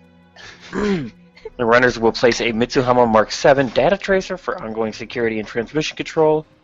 Second, runners will unobtrusively access Kaiser University Wing 3 under Starfield Botanical Engineering Management Room 6AA Subbasement Level 1, and there remove item of interest Canada marked Cactus 7, that's CACTIS. Pursuant to this goal, it is recommended that runners take precaution against detection through avoidance or elimination means when necessary. So basically, it's recommending, at least, I'm not sure 100% that it sounds like murder everything on the top, but it kind of does. I think we will be leaving from our current operational standing by way of an automated Ares Venture VTOL retrofitted as unmanned cargo heading to the Solomon Islands. I'm pretty sure we're going to be airdropped in. Do you guys mind meeting me at this house rule tabletop instead so I can play some Shadowrunner music? Yeah, I'll do that. Sure. Which one? Is it the Shadowrun one? Yeah, I just put a link to it if that is... I'm not in the thing anymore. I left it. Yeah, it's tell me Aureo/Shadowrun. Yeah. Tell me immediately which Shadowrun episode we are on. We are on Oh, man. I don't know. I don't know. None of this know. shit looks familiar to me at all. I'm gonna Yeah, put 8-ish. He posted it so long ago, but the basic idea... No, I mean like the Okay. current map we're on. What is this? Oh, I'm sorry. Hold on. Let me see if this is something I put up. Oh, you might not have been at this session? Yeah, this is something you put up. Yeah, this was kind of a weird sesh. It was pretty weird. Okay, so the extraction will occur at a certain time. It looks like, wait, what we have... it doesn't say how much time we have. Travel time will be 12.1 hours. Extraction time is at 4:45 in the morning, so it doesn't say when we arrive. Oh yeah, we'll be disembarking via parachute, approximately 500 feet from the shoreline. Let's see here. A stealth-modified Proteus lamprey hidden under buoy number 8 will operate under pre-designated direction to exfiltrate the area engagement perimeter. Here's my concerns. I'm playing Zerk. He doesn't have any contacts or knowledges. I really would like us to be able to play this module, or this thing Rory has planned. The impression I get from him not being here for this planning is kind of an excuse to be like really brutal, and I hope that's not the case. That's how I actually am. That's the vibe I'm getting too, is that he gets to be as brutal as he wants because he wasn't in on our planning or something. I'm not super into that, which is why I kind of opted out of this whole process. But what I really would like is for us to be able to at least play it. Like if there's any items we need to get where we're like, oh, you're dropping out of the Ares whatever and being dropped into the thing. Oh, you didn't buy a whatever and you're all dead before you drop there. Like I want to be able to play it. I don't care if we live or win or whatever. I just how want to be able about to we play it. don't plan all the meticulous stuff, and then we all die on the drop, and then I'll meet you guys at the bar in real life afterwards. Nice. We can all talk about how we hated that run. Like as long as we can get in shifters are there gonna and die on play a drop anyway. and have a good time, that's all I'm really concerned about. Like Yeah, I don't think it's going to be that simple. I mean, I admire the experiment because I do think this is like basically an experiment that he wants to run, but I'm really nervous about it. Like, do we need oxygen tanks or just like the It little says stuff to get we are going? getting it says we're getting rappelling gloves, a parachute, and diving gear. Did he say how much money we were going to get in advance to spend on gear for this? It does not say. Because that I would seems like the assume sort of none, thing that they would because- give us. I would assume none because the guy who set us up for this thing is saying that if we decline the mission, he'll blow up a cortex bomb in our brains. So I'm assuming that that declining is not optional, and we make do with whatever money we have. What was that little character, Aiden? I don't remember. Oh, he's okay. the troll who fucked with us Abel? in episode 1. No, from really old times. I know what Evo's talking about, but I never cared about Aiden because she had my back. I mean, I guess if I was to ask, oh god, Rory, Can what's I- the can thing we- that you contact have? us Why do I even have this shit open? Everybody's gone. What's that, huh? No, yeah, we're all in the chat with you, but we left the other tabletop. No, I know. That's what I was saying. I'm trying to Shadowrun. I'm trying to remember what my contacts are. The only notable contacts I have is I have a talismonger. My only contact is Black Grinder. Oh, let me bring up my character sheet. That might help. So getting info is not Zerk's strong suit? I've got a handful of contacts. I'll tell you guys what they are in 1 second. My contact is Mr. Barry, and my notes is my drug dealer. I don't remember what... All right, my contact's name is Bevan Erskine. He is a talismonger, and I am really good friends with him. Bevan? And then my other contact is Johnny Ono, who is a Yakuza mid-boss. Johnny Ono? I thought we also had a contact... I thought we also had a contact with, from one of Ed's games. So, one of our... I have a contact with a fixer named Nine. Mm-hmm. I have an arms dealer, which I don't know if we gave a name to, but I think we did, and a fence. The arms dealer, I think, is a dwarf who has got a bad attitude, or a good attitude about killing people.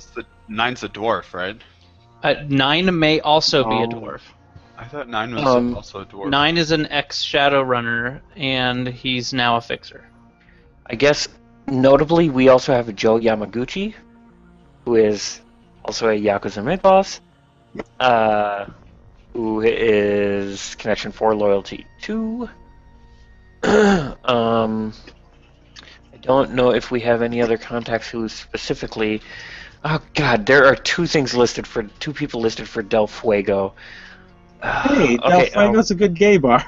It is, I just forgot it existed. It sounds pretty homophobic if you ask me, but no big deal. I know a fixer and a street doc, neither of whom I bothered to name.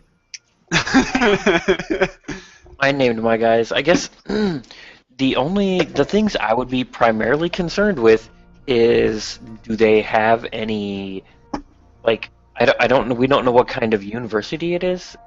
Like, in his thing, he listed a, was it Kaiser University? Is that an actual... Kaiser? It says Kayser. Oh yeah, then it is Kaiser. I don't know what the fuck I mean, that if it's a college or like an actual university, like we might be able to find like stuff on it. I don't know how to get that stuff, but somebody else might, like a techno wizard. Oh, that's me. You're more of a techno wizard than I am. Here's the thing: is Shift actually going to be dropping out of this thing and then swimming to shore? Because that seems like a really bad idea. Shift. This is the day the Shift dies. Shift is probably going to be tandem shooting with one of the sturdier group members. I told Rory that I wanted to play someone else because Shift would definitely die on this mission. Shift is fine. But he said no. You can. It seems like he's expressing a lot of control over this. You can. I'm pretty sure all of our characters have to go. I think the idea is that this mission is part of the conceit of the overarching plot. This is the forced storyline one. This is the first episode. So the very next thing we have to do after this run is to get ourselves out of the forced storyline by getting our cortex bombs removed somehow. Because that is not something we should have allowed to happen. That's a thing that's strange to me. I didn't know I had one, and I've been under the knife a lot. I probably could have just had it removed anytime. Yeah, we were never told that we had them. And I've had my bones changed out. They could have taken the bomb out. Or they could have told you, oh no, we aren't touching that. No, no. Look, if I was asleep for these procedures prior to, if they would have said this is what we found on our no, hold on. If they would have said this is what we found on our initial scan before we did this procedure, I would have said, go ahead and pull that thing out, and if it kills me, that's fine. The presumption is that this is the last thing that happened before we started playing these characters, meaning that you probably haven't had cyber surgery since then, unless you got new wear. Oh no, I have bought stuff since we started adventuring. But if that's what you do, that's how it's going to be every time I'm not on a run with you guys. That's where I've been. Ow! You spent a lot of time in the shop. I spent some time in the shop, yes. Well, I'm just happy Lee's got a talismonger, but that's not relevant to what we're doing. So no idea what that's about. But whatever. Here's the first order of concern: is how do we get Shift on the ground without him getting killed? He uses parachutes. He straps himself to Lars's chest, and he'll be. So you're gonna have one of those like baby carriers that straps. Yeah, I'm going to have an elderly man Bjorn, as it were. But you got to start taking physics into consideration, because if it's moving southwest at 75-mile-an-hour wind gusts, you know. Yep, and you didn't see that one coming. And my bones are break. Listen, my bones are made of aluminum. I'm not that worried. In my boot all the way down. No, I mean, is there some kind of capsule thing that we could just drop him into the ocean with, and then he's like a submarine, and he can pilot his way over? What do I need? My strength is 2. There's nothing wrong with that. My body is 3. Do you have at least 1 point in either free fall or diving? No. They're very cheap. I would recommend getting 1 point in both of those. No, I can add them. I have 1 billion karma. I haven't spent any karma yet, I don't think. So, Neither have I, and I had 25 at the start I have of the game. plenty of diving, plenty of free fall, and plenty of swimming. I imagine I'm going to die on this drop. Free fall! Okay, I'm going to level Rest up, in peace, Swiss. I feel like no matter what we do, we're all going to basically go in blind. Does anyone have a clever idea that we could present that would maybe offer something? Otherwise, I don't know what we're gonna do. Send that thing again. We're just gonna go in and do it. So I can actually read it. Send what now? Or is that in the Facebook? It's in the Facebook. It is. I can try to get the text from it and post it on the. Does anyone have a contact we can ask? Hey, we're thinking about doing this. Any suggestions? You know, if that's where we're sort of left. You can search the Matrix for information about the island of Nauru or the military facilities there or the university, or else ask contacts or use your own skills if you have any knowledges that might. I mean, Okay, so let's get Shift to look stuff up. Does that mean that? Wait, I'm sorry. Are you playing GM for this so that I have access to the document? I have basically given it a once over, but I've been trying not to read it too hard. But there's basically some categories of information of increasing specificity that, for what it's worth, Nauru is a real place, and I have done a lot of Wikipedia research about the actual island because it's fairly fascinating in that it is teensy to the weensy. It's one of the smallest sovereign nations in the world. So, anyways, starting off, Shift can actually do some research on that. Does he have to roll things for that research, or do you just tell us? Yeah, basically like a matrix search, and how many hits he gets determines how detailed his... So let's start with that. My matrix search is limited, though. God, where the hell is going to... Yeah, that's what I was thinking. As far as clever ideas are concerned, I don't know. I stopped somewhere after holding my own character hostage. What? When did you hold your character hostage? Well, because this person needs us to do a fucking job, and I don't like being controlled like this, so maybe they should just blow my head off, and I don't have to worry about this fucking game anymore. Now... Shadowrun is fun, man. No, not like this, it's not. This is suicide. This is a character that I should be able to play in other people's games, and now I don't feel like I can do that because I feel like it's chained. That's the. I think we can get past it. I think that's probably true. I think we can get to a point where once this is over, then we can play in other games while at the same time declaring our focus on getting ourselves into a position of equal footing with whomever is holding our alleged strings. I don't know if you read that article I wrote, but I'm actually pretty excited to see some plot progression in this Shadowrun game because we've been playing these characters a lot. Mostly Ed's been running, and I'm pretty interested to see what Rory has planned. I just am not super interested with the whole. Maybe it's going to be just kind of fun and whatever, or maybe it's going to be kind of like a screw job because we didn't think of XYZ, and I'm going to be ugh. X to the exhibit. Listen, I've read this entire document, and I really feel like this is a little we're not getting anything there is no magic bullet in this document that you can roll enough that we'll get all of the info. Mm-hmm. But there are some pretty juicy bits. Lars doesn't have any knowledge skills that are useful here. I'm gonna go right ahead and say it. He knows about Fixers, Johnsons, Hangouts, and NYC. He has one contact who I'm going to probably try to press for info if matrix searching doesn't get us a lot, but I don't think that fixers technically have all do that any much of general these knowledge. apply? Here's my knowledges. Sure. Fixers, street. Gangs, street. Organized crime, street. Mr. Johnson, street. It's all street knowledge. And it's all different things. Hold on. Can we make a list of our knowledges? Also, you can add biker gangs to that list. I would be glad if you guys put any knowledge skills that you had or other skills that you thought would be relevant to... Oh my god, I don't remember. The thing is, I don't know what would be relevant, but what I'm hoping is that one of those was a buzzword, and you can tell me, oh, you would know because you know about organized crime, that maybe there's a thing, and then I can roll that. By other things that would be relevant, I meant, like, list all your knowledge skills and any active skills you think might have some relevance to gathering information. But as it stands, Matrix games. So you thank God it just Halo. Yeah. I thought Matrix games were like with Rudolph and. He plays Halo 13 when he's not riding around with boys. Igor, are you still looking at how Matrix searching works? Because I just found it about. Me too. 2 seconds ago. I should get a paper copy of that book. I really like it. This book, it's a great book. Awesome. Horribly disorganized, but great book. Did any of you guys look at Data Trails or Chrome Flesh? No. Yes.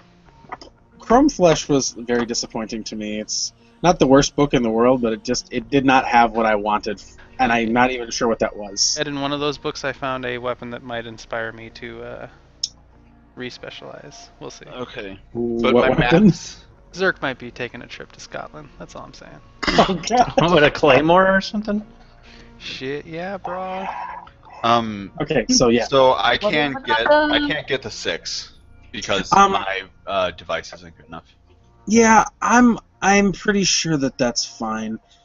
He basically has thresholds for things that Oh, okay. outside of that. So if you can't, I mean, most of the thresholds he lists are like 1 or 3, occasionally 4 or 5. So I think that basically it's kind of like let me know what you want to look for, because I don't want to go outside of the remit of what he's basically given me already. So we want to see what is interesting at Naru. Okay. I need to find this Facebook thing. Really quick so I can read it. Sorry, it's if you go. Do you know what time? It was March 12th, and March 12th. Okay, the post is entitled "Calico Run Parameters," and then it's the first comment he made is a big data dump, and then like 1 or 2 more dumps. Got it. That sounded kind of gross. So I don't want to like just distract too much from what we're actually doing, but I sort of have been working on kind of hacking the random run generator in the Shadowrun book, if you know what I'm talking about. Basically what it was is that... Are you laughing because we made a booger noise? Oh god, did I not? It's cool, dude. I don't mute any of my... his point on why he mutes. I don't mute any of my... It wasn't that bad. I think you should just not care. mute anymore. Anyway, I was just not looking and expecting. like, so the random run generator is basically a very, very sparse set of tables for like the who the Mr. Johnson is and what type of run it is and what like the target might be and what kind of twists or unexpected things might happen. And it's like really kind of bare bones. But then like I was noticing like the only thing that has you roll more than 1d6 is like who is hiring you. And if you look at that table, it's like all of the numbers close to the middle are like mega corporations. And so it's like you have a basically... So what I did was I broke down like out of 36 die rolls, you would have like an 11 out of 36 chance of being hired by like a AAA corporation, and then like a 10 out of 36 chance of being hired by a lesser corporation. Sure. And so I found that kind of like not really upsetting, but basically what I did was I made a spreadsheet with like 36 entries, and then I kind of randomly assigned the different results you would get from 36 rolls on that table, so that there was an even split of them, not just at least the representative quantity of each kind. And then I sort of randomly assigned like 6 each of the 1d6 rolls.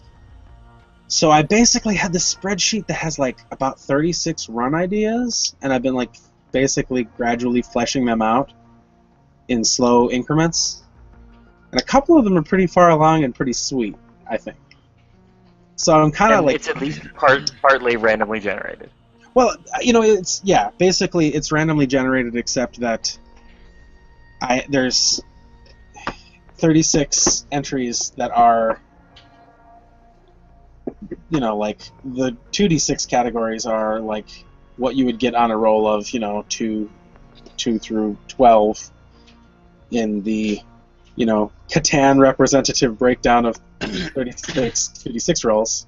And so then, I can hot sim. So you can hot sim, you can research however you want. I mean, Okay. matrix searching isn't like, you're not going to actually have to like crack any hosts to do a search. You just basically have to... Yeah, there's Get in something there and else do that your I think I could do. I can get 13d6 on this, but it's capped out at 5. So while he's... Wow. Oh, you that's did wrong. 13d60. 66. 13d66. Dude, Hey. I did really well. I got so many Hardcore. successes. So, in the meantime... Okay. Well, it still gives me 3. Sorry. I put skills that I think might be applicable. I don't know. Things that might come up. Those are... This is for the general Naru thing. The next ones I'm going to do are for the telecommunications site and the Kaiser University. So general, like, he's got a category on general threats, or background and threats in Oceania / the Pacific, which I'm going to kind of lump in because they're kind of general enough that they're somewhere between obvious and kind of irrelevant. But Wait, are you saying like on the route aquatic to... animals that we need to worry about? what I mean is like the inhabited islands of the Pacific east of Australia is basically the Oceania region.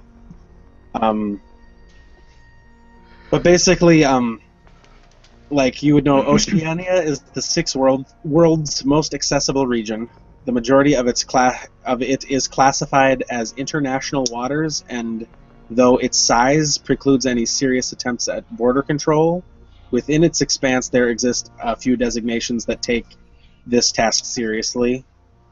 These spots of civilization are the hubs of intercontinental transportation and bastions of law and order. Elsewhere, law enforcement is restricted to independent judgment.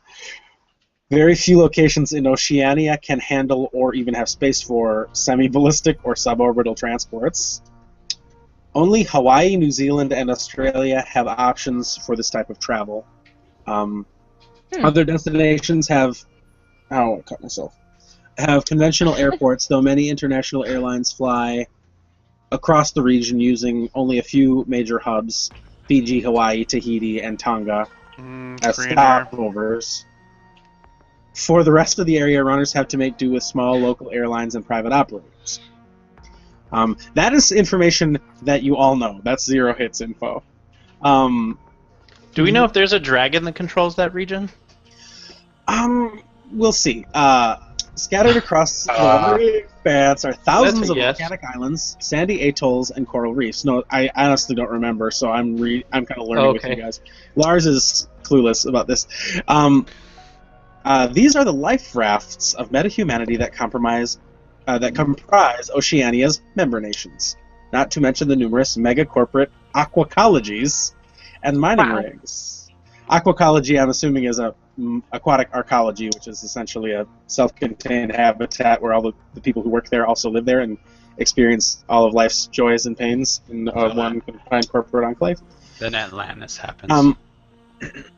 Atlantis Habs, that's fucked up. Most are uninhabited specks of sand, nothing more than coconut palms and a lagoon that offers little but a shipwrecked sailor's salvation. The rest consist of rugged islands inhabited by semi-tribal family communities where you can refit, refuel, and resupply, or just seek refuge from the elements and those frisky maritime critters. There's a picture here, but I don't know if it's all that helpful. You could look at a real map, I guess. I like looking at maps. I mean, it looks like Hawaii is an independent kingdom again. I don't know. I'll try to see if I can get that to you guys. All right. Well, let's talk about this in game terms. If Evo hasn't found anything yet, or is this the stuff that he's getting There's now? one more well, a few more things that I'll toss your way. Having your own boat is one thing. Successfully navigating your way about and avoiding danger is another.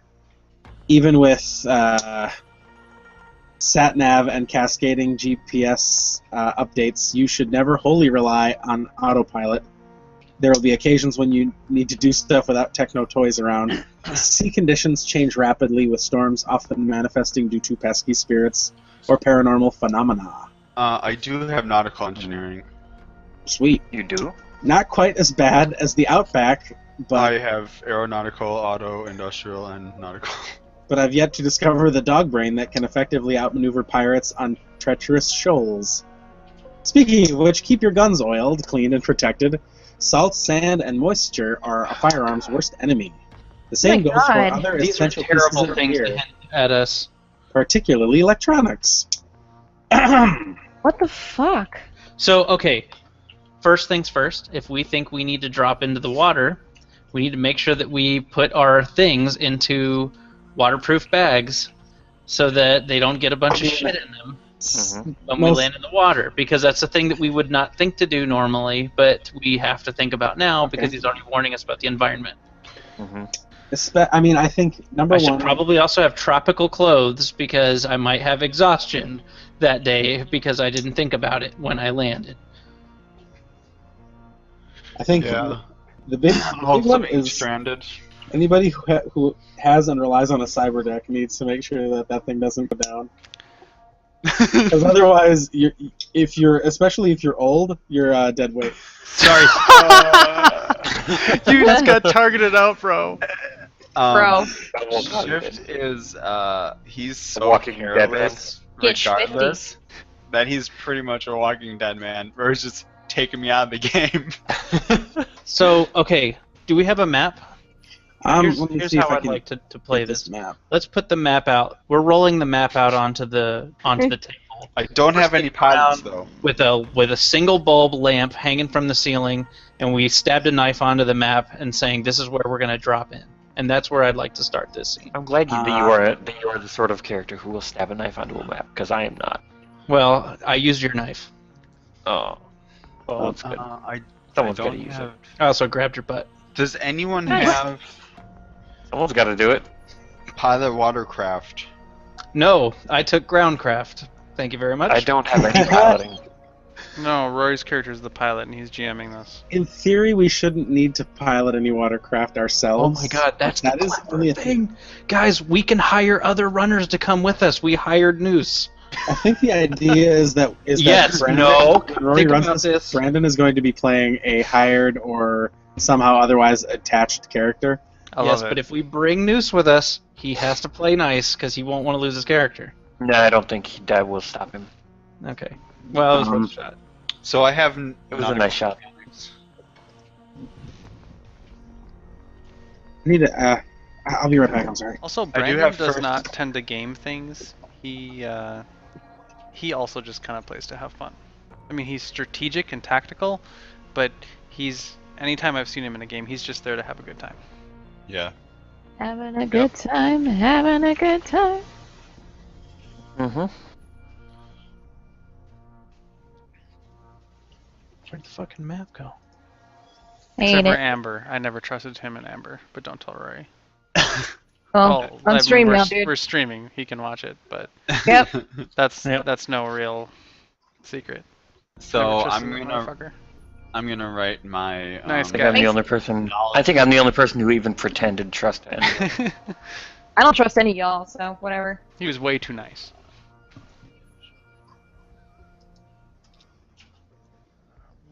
Okay.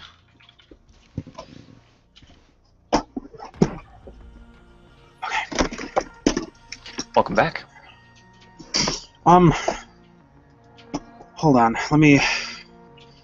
I was trying to copy a map, but then I realized I'm kind of copying an irrelevant map. But let me. I mean, hold on here. I'm gonna see if I can get a real world map, because it's not impossible to get a map of Nauru. And also, it's very small. It's like 21 kilometers long, I think. Mm-hmm. Oh, dang, that is not very big. Yeah, it's basically... It's smaller in size and population than the Rinky to the Dink town that I live in. Wow. So, And it has an airport? I mean, we're not that... I mean, it has... Has a helicopter landing? Technically, a sovereign nation. They probably technically have a military. I'm not sure that that's true. Fair enough. There's the Shadowrun version is a little different, but if you read about the actual Nauru, you will see how it fits in the Shadowrun milieu quite well, in that it's basically on the face of it a sample of a nation where capitalism run amok has basically ruined them. They're a very sad place. So let's see here. Gotta find a map with more details. So, here, let me see if I can plop this into the board. I'm gonna, first things first, I'm gonna plop a picture of Nauru's airport. Plop it like it's hot. If it'll go. Did it go? I dragged and dropped, but I don't see it now. And it's sort of like a little chicken nugget shaped island too. Mm-hmm. It's called Nauru? Chicken nuggets. Nauru. I don't know how you pronounce it. Ebo, if you're talking, you're muted, dude. Republic of Nauru, it's on there. I moved it up. Mm-hmm. But my picture of the airport didn't go. Oh, okay. Okay, so I'm gonna open this thing up a bit. There it is. There it is. Yay. The airport is basically one strip along... It's along one side of it. If you look at the map, it's along the southwest. The middle section is a phosphate pile. Phosphates having been the phosphates, which if you know what they are, you beat me. The main industry of Nauru before they ran out of phosphates. Wow. Did they run out of phosphates? I mean, Shadowrun? yeah, I mean, in the real world they ran out of them before the time when the Shadowrun timeline diverges. Oh, I understand. Although I think we might have actually crossed that by now. Okay, so before we go too much farther, what I would like to do is just quick... I would like to basically copy down a list of information categories for you, because I feel like I'm going to get kind of confused by... It might be easier if you look at your information and say, does anybody have survival? And then we could just, boom, throw it at you. These are a lot of things that you're probably... I mean,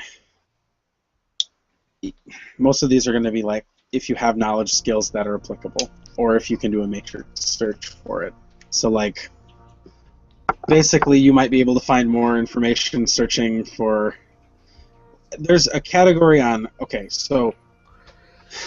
General background information on Oceania/the Pacific, rumors and on general threats in Oceania and the Pacific, and rumors for Nauru are basically all things I'm kind of going to lump together in that first roll, because they're all basically like linked up. And I think that information on the hemisphere that they're in isn't super germane, but you might have some things that you want to experience. Street life, I think. Street life? Yeah. Well, just to give you some of the stuff about the general threats rumors from your initial Matrix search. Oh, okay. These have a lot of the Matrix board user IDs, which I will read to you. The first rumor you get is this part of the world displays an abnormally high ratio of goblinized natives. Orcs are commonplace in Polynesian cultures, whereas trolls are the predominant metatype among the Maori. Aside from the Hawaiian Menehune variant, dwarfs are more frequently encountered in Melanesia, and of particular note are the elusive Kakamoras, who dwell throughout the Solomon Islands. Strangely enough, the few elves out there are generally of European ancestral legacy, although New Zealand has a large dryad population in South Island. Ed? That's from Terence of Arabia. Ed, may I ask you a question? Yeah. Uh-huh. Any of the stuff that you read to us, Mm-hmm. can you also put it in a document that you could share with us that is not the one that you're reading from? I will try to do that. Unlocked information, just copy-paste it onto something so that we can reread it? Okay. Yeah. Let me just try to... I'm happy to listen to it, and I'm also terrible at retaining that. Makes sense. I'm in the same boat. Okay. So I'm in the same nautical vessel. Hey, at least you can pilot it. Oh wait, you can't. I can only fix it. Do you have the tools to fix it? Nope. Okay, so I think we can meta observe that Rory's brother is playing a captain of vessels or something like that, because that's that's the only thing that he had to have noticed, that we could not have done this mission without. I hope he's we're getting airdropped in, aren't we? That's the guy from airdropped into the water, right? Well, not for nothing. And also, actually, didn't he say Ed's given us a lot of information about ships, too. Mm-hmm.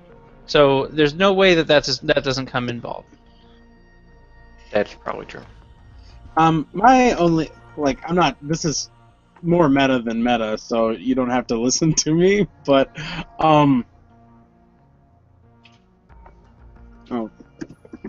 I was gonna say, Rory was telling me that Brandon is playing a character who fills in for some skills that we don't have, and I'm not sure that the pilot or captain of a vessel is necessarily relevant, because we're basically just interacting with them at the beginning and end. But it's possible that you're right.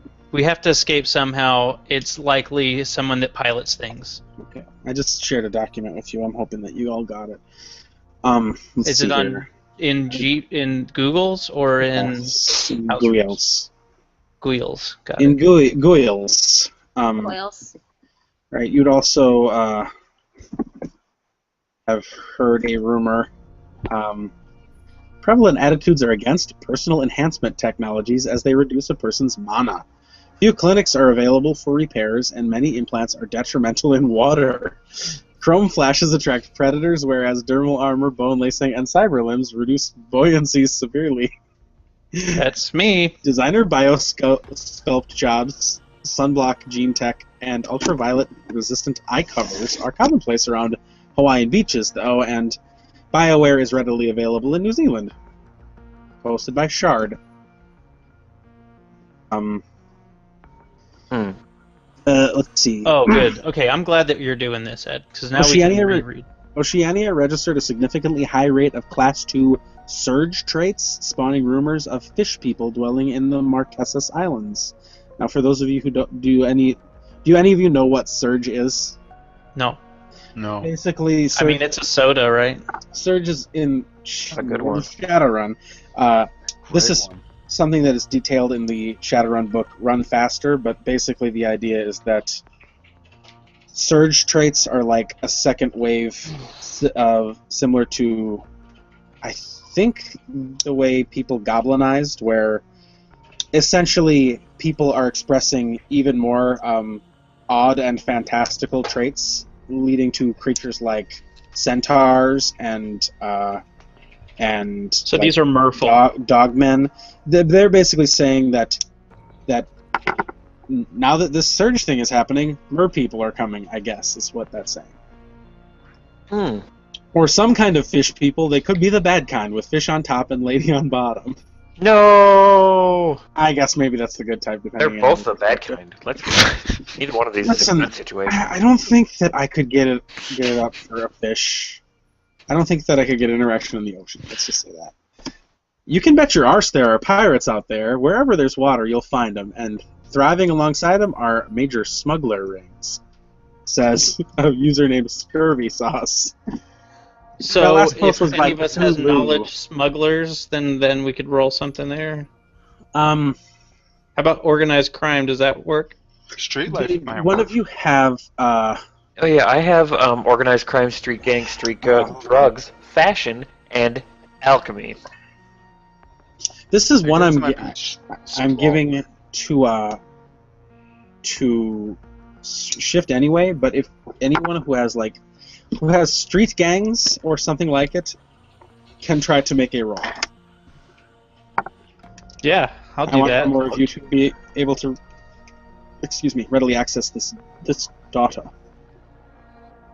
I did say data in a weird way. Street gangs is 2. Data. Also 2. Did one of you got? Oh, you both got 2. Yep. This is a little more. I'm gonna be rolling biker gangs, yo. Oh yeah, all the biker mermaid gangs that are out there. Oops. Right. I actually 5, right? For this, right? accidentally shut the document that had all the information. Just give me a second. I think it's actually Sprawl Life, technically. I get a 3 on biker gangs. That is weirdly specific, Jeff. Yeah. This isn't really a biker gang in any sense, but I'll let Zerk have it because it's a gang and they rely on a vehicle. Oh my god. That's the best reasoning I've heard for anything in a while. The Cutty Sharks are nasty customers. These blokes from Nauru, Cutty Sharks, are these blokes are from Nauru, are backed by the Azzies, and when I say they like to play games with their hostages, I'm not talking about Canasta. A chummer of mine lost some mates to this outfit. Apparently, nobody told the Sharks that keel hauling went out of style years ago. That's posted by Pearl Squirrel. So last season. Well, I gotta say this. I really appreciate Rory the is effort really- that Rory put into this. Wow. Zerk will basically warn all of you about the sharks. And if you guys don't know, Azzies are Az Technology, one of the megacorps that is best known for evil. Yes. Okay. They are. Aren't they the ones who use like? They're the ones who brought blood magic, brought human sacrifice back to Mexico. Nice. Yep. They're like. They're big on blood magic. Eros is legit afraid of. If you're into them. To the meta plot of Shadowrun, they're the ones who killed the president, who was a dragon at the time. Nice. One of my favorite. He's still a dragon, just a dead dragon. He is. He did come back. They're like, adios, muchacho. What's that? Nothing? Please have mercy, Father. So, here's some rumors for Nauru, which I'm also going to blend in, and I'll let anybody know if making a roll makes sense for another skill that you've given me. Universal Omnitech has transferred significant resources here in the past few years, including neural network specialists and a cadre of mages skilled in cybermancy. Rumors abound of twisted experiments performed on prisoners and paracritters alike. Oh my god. I don't even know what cybermancy really is. Do you have any skills that have to do with arcana or occult knowledge? I have. Yes, I have. I mean, I have alchemy knowledge. It's an academic knowledge. This is Are you basically saying that they've been testing cybernetics and magic on animals, and those are running amok on the island? Yes. Because if that's what you're saying, I have no applicable knowledges. I'm not sure. I'm not sure how rare this information is, because this is a part of the Shadowrun metaplot that I know about. But I know it is a rare thing. You don't meet what they call a cyber zombie often. Okay. But basically, cybermancy is the process of using magic to keep someone alive after they have sacrificed too much of their essence to Cyber and BioWare to live. Essentially, you have to perpetually animate their spirit even after you keep hooking up more. Oh god, are they basically like a vegetable hooked up to a bunch of wires and doing whatever they want? I think that in the the corps that are powerful enough to do this, that have a program for this, which are not very many, keep a tight leash on them, but they do retain a degree of autonomy and mental clarity if they're permitted to. Richard, did you play Dragonfall? You didn't, right? I did. I played Dragonfall. Oh, you did? I'm pretty sure that the troll monstrosity was a... Yep. Cyber zombie. Yeah. It was... no, I understood what he was talking about. I'm not going to make you make a roll for it because I got it out of a book that was published. And so I think that it is common knowledge, but maybe that's just me. You should play the Shadowrun video games. I really should. I like... They look pretty cool. Anyway... You should run a Shadowrun game. Yeah, Ed, if you ever think about doing one of those, we could probably play with these characters before they die on this run. Well, I expect to get geeked. This is a portmanteau that I don't know how to pronounce. Nice knowing y'all. Engineered cyber sharks with freaking lasers attached to their heads. There is at least something big in the water around here, and it's posted by a user named Dr. Evil, naturally. I do have Street Life. When did Rory learn pop culture references? The Azzies are digging something deep underwater. Pockets digging of rare gases, as I heard, and they don't hesitate to use prison manpower. The weirdest thing is that I swear I saw some Wujing corporate Wujens collaborating, or spying, with the excavation preparations. Oops, Huh. Oh my god. Wujing, they're the people who focus on like geomancy and stuff, right? It's possible. I'm not 100% on that. I know that they're basically the big Chinese megacorp. Yeah, they're like feng shui and stuff, like all up in. That's like their thing, I think. They're pretty cool. The toughest obstacle facing Oceania's deckers is finding a jack point. Matrix infrastructure exists primarily on large islands, and much of it is prehistoric. Corporate enclaves have better facilities, but accessing them presents a challenge. Oh, you hear that, Shift? That means you're going to be useless when you get there, too. Yeah. You're going to have nothing to jack into. Hey, listen, nobody ever said... I usually just jack into my socket, or my sock is what I meant to say. Oh, God. Nobody ever said that old people are useless, but we're all thinking it. What did this turn into? Oh, my. Hey, I had some cybernetic implants. Okay, so, let's see.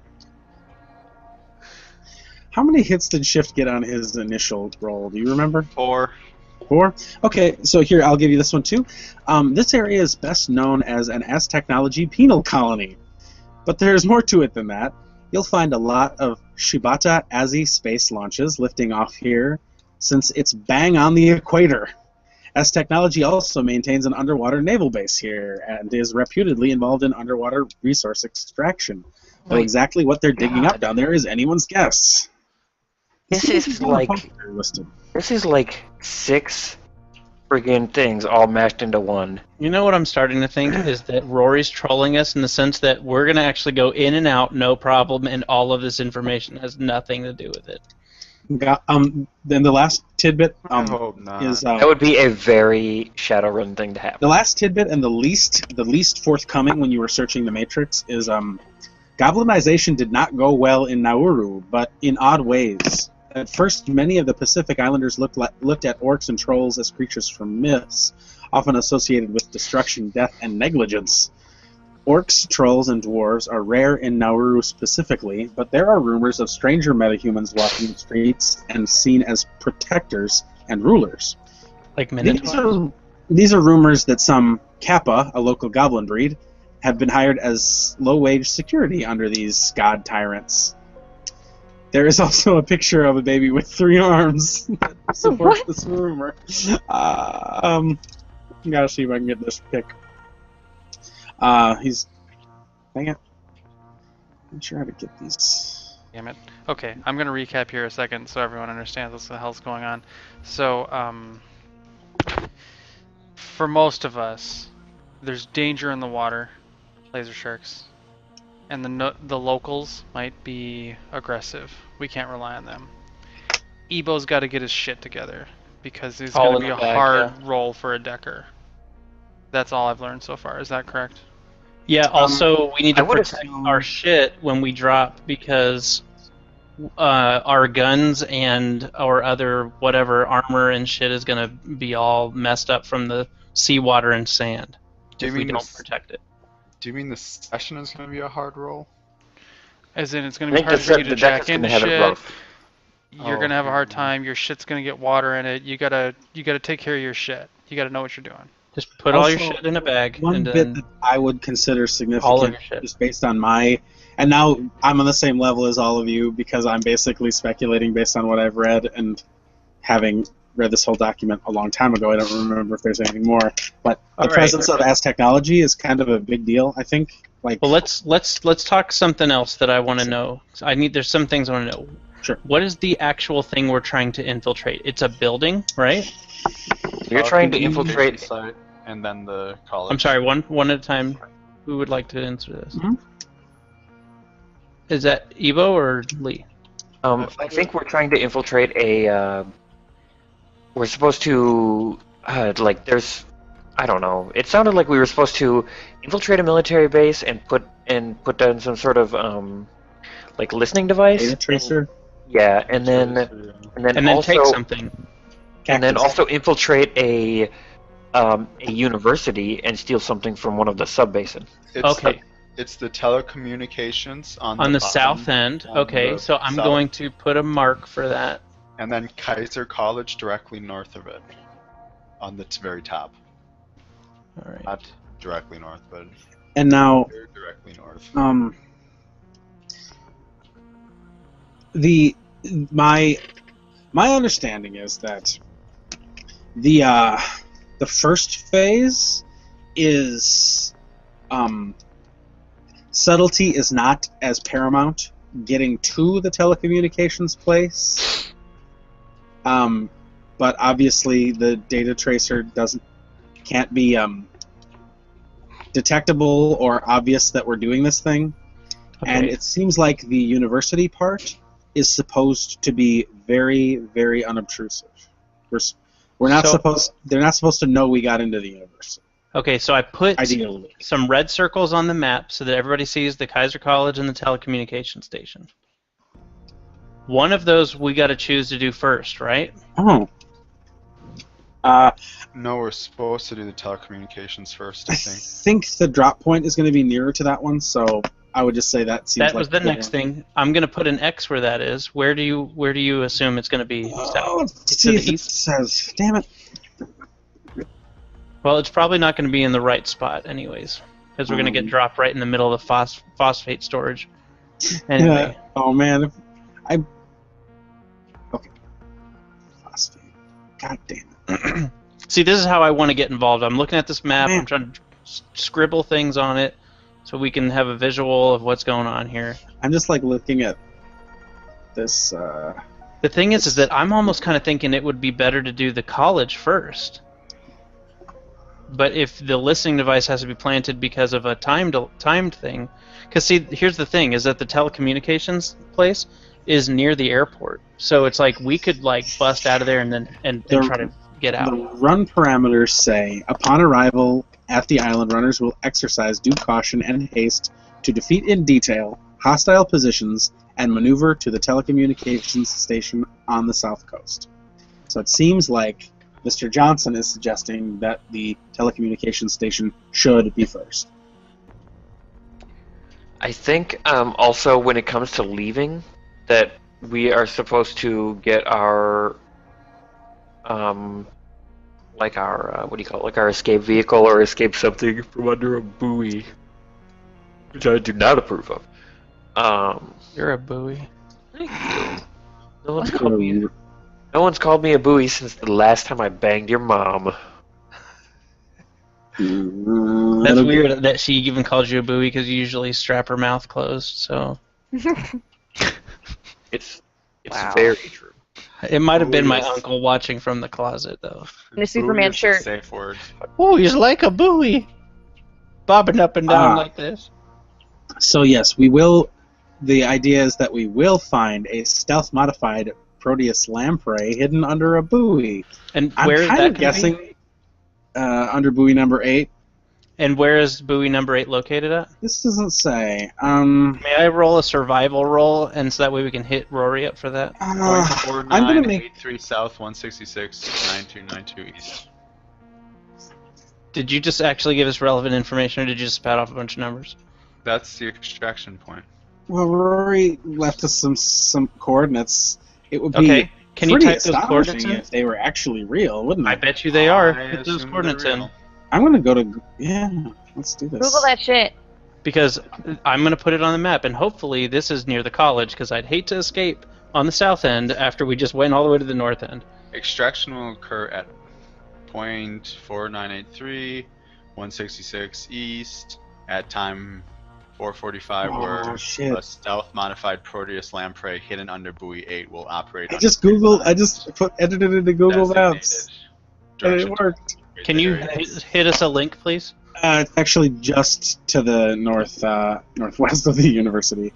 But yeah, we'll try to put the link in here. Yeah, let me see that. I'm trying to put it all on this map. Oh, no, it's not giving the full thing, is it? Oh, yeah. Oh, no, I'm in Butembo. You're in Butembo? Yeah. What does that mean? Safe word is formaldehyde. It's next to. It's in the Democratic Republic of Congo. Well, if you go to Google Maps and just enter in this string of coordinates, it'll give you the buoy data. Okay, I'm gonna take that. Listen, don't go to Butembo. Nothing good can happen in Butembo. Look, I can tell you that from experience of Google mapping it. Have you ever? And then the other one, Ed, if you want to put it in, is 0.5333 south. I'm just gonna try to find it in the thing. Oh, there we I'll go. just copy and paste it. Oh, you have it. Okay. I mean, I'm looking at. I have the app for the Facebook. So here we go. Oh, it doesn't. It's not finding it. Okay, so the extraction is over here somewhere. Huh. Oh, I'm using a blue X for extract. All right, here we go.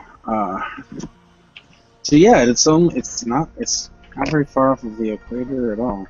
Okay. That's actually weird. So yeah, likewise. That's this one is is that the drop point.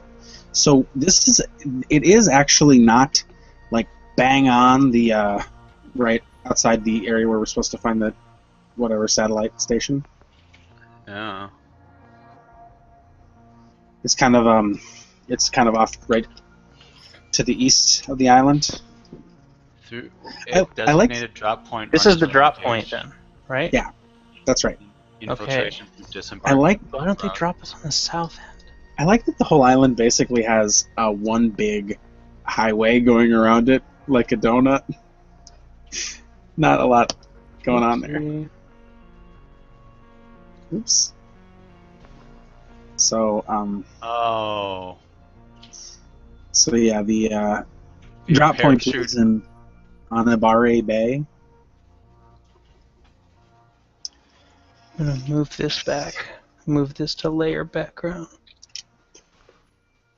A designated drop point rumors will engage in infiltration through disembarking en route via parachute off the east coast of Nauru, approximately 500 feet from the shoreline. So we're gonna parachute from there. Yeah, I mean. So that's where we're being dropped, and then we parachute down. But how far can you really get? I mean, we're going in the water. I'm pretty sure that's... Yeah, but what he's saying is, should we just drop into the harbor area, Annabear Harbor, or should we try to actually navigate our parachuting selves south? We can try. I mean, the thing is that if anybody fails that, they're going to get left behind. So it's like we may as well go for the easy target for everybody. Oh, I guess it's only going to be a few kilometers. Yeah, I mean, this is not a very big island, as you have probably ascertained. Let me just put a line up here. 20 kilometers might have been an exaggeration. I'm just thinking... yeah, this is a couple kilometers. Here's the line. I would say maybe 10. What is that? What is that? That's the 1 kilometer, 250 meter line. Oh, okay, cool, gotcha. Okay, so yeah, I guess there is some stuff. Basically, there are history of the Nauru Protectorate is one category that he has info for. I guess island security. There is one category that you can't really research unless you learn something from something else. And then there's sort of a grab bag of local flavor that might inform some of your... let's see. Might inform some of your further research or interest. Okay. Yeah, I mean, I guess, is there anything else that you would specifically be looking for information on? You had said you were looking for information on the university? Yeah. Telecommunications site and university. Oh, yeah, one roll for one and one roll for the other. There's some info about the university that I can give you for free.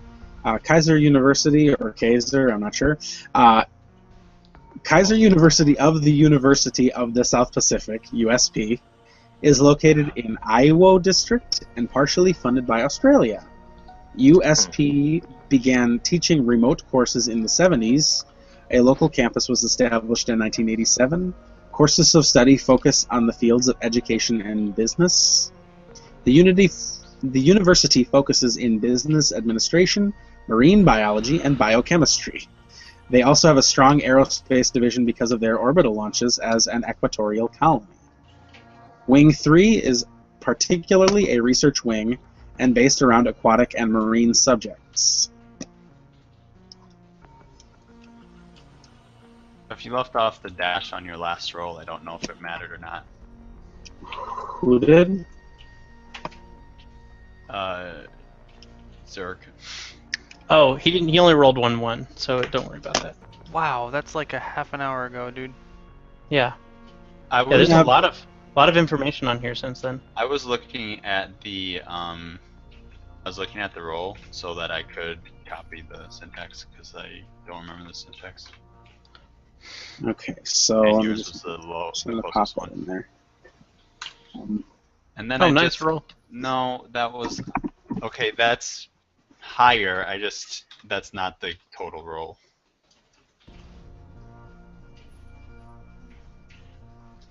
I forgot to add 3 more. I just are these black lines to show how far we can parachute from the drop point? So it's still 5 max for the telecommunications. What's that? It's still 5 max for the telecommunications. So he rolled a 5, is what he's saying. Yeah. Okay. Let me just see if there's anything about that in particular, because I'm not sure if there is. Okay, I'll be right back. Oh, there's the refugee center. The telecommunications is kind of in the security section, so basically there isn't a specific research category for that, but I will probably generate information from the security category for those hits, if you don't mind. Yeah, that's fine. Okay. I also have security companies, so. I will tell you if that is needed. The island itself has a peacekeeping force run by the Australians. This force uses patrols in a rover with a drone eye relay to check in on the island perimeter, major roads, and key locations. While on the surface, these aren't much better than your average Lone Star rentals, they have some big guns and can call in when needed. Special areas of the island have more corporate concerns, and therefore more corporate security forces. Corporate security forces are technically not allowed outside of designated zones, but this is probably a rule that will be ignored. Expect stronger SWAT-style forces to be on call in these areas, which would include corporate holdings, security centers, the airport, government buildings, and the airport. He listed that twice. That was not me. It's important. Guys, airport. So yeah, okay, pop that one in. You'd also get peacekeepers aren't actually Australian. The rumor is that they actually are former sharks who have been hired out of the prison block to be the new wardens. They're as concerned with keeping people on the island as off it. They favor close-range weapons and guns, generally travel in groups of 4 to a rover, and have a camera/gun drone to relay info back to the command center. The command center is in the main hub for all outgoing communication on the island, and has a strong security force. If heavy opposition is found, the peacekeepers will call in corporate security to be the hammer. Corporate security can arrive anywhere on the island within 5 minutes and will be loaded to hunt troll. They will generally arrive in a VTOL with a team of 6 and aren't afraid of collateral damage. The chief of the corporate security for the island is named Awiyeda Doyogo, and there are rumors that he is some form of surge mutant. He has 3 lieutenants, which are in charge of running the Peacekeeper, and also employs a shaman, a rigger, and a decker or 2. Awiyeda Doyogo. First of all, that name is awesome, and good on you for going there. I think he's supposed to sound like some sort of islander, or else some sort of African, but don't quote me on that.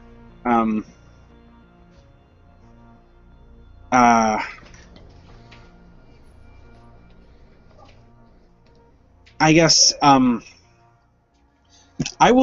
we might have to get some info disseminated here because Ebo got 5 hits and Rory just says, "Tell me and I will give some specific names and info to the person." So I will make a note of that. Cool. You want me to just throw the other one then too? As in, you'll tell Ebo directly, and then Ebo can decide whether or not he wants to tell us information. Is that what? Oh god. I guess so. Shift definitely would. Shift. No, hold on. We got to play this Rory's way, guys. That hits. This is the time I get to play my way. Matrix. Highway, the highway. Search. Oh, I hate myself. Don't worry, you aren't the only one who hates you. No, it's my way till payday.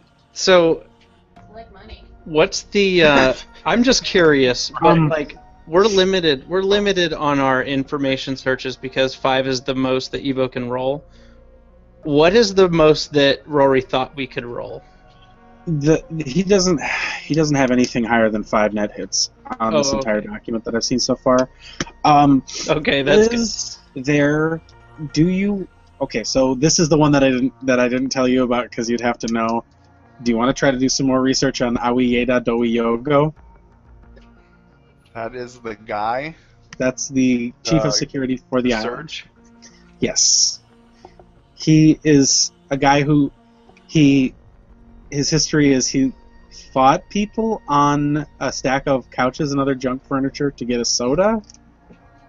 That's a Surge commercial from the 90s. No big deal. How do you know that? Don't you guys remember the Surge commercials where they would yell like "Surge" and then they would have some sort of weird fight in the streets that was just like them trying to get Britt, I think you might be muted. She says muted. She didn't even know there was Surge commercials. How young are you? This is our culture. You're what, 22, right? I bagged a 22-year-old. Shut up. I'm kidding. Oh my god, am I 10 years older than someone that I know? No! Well, hopefully you know your kids, but I don't know.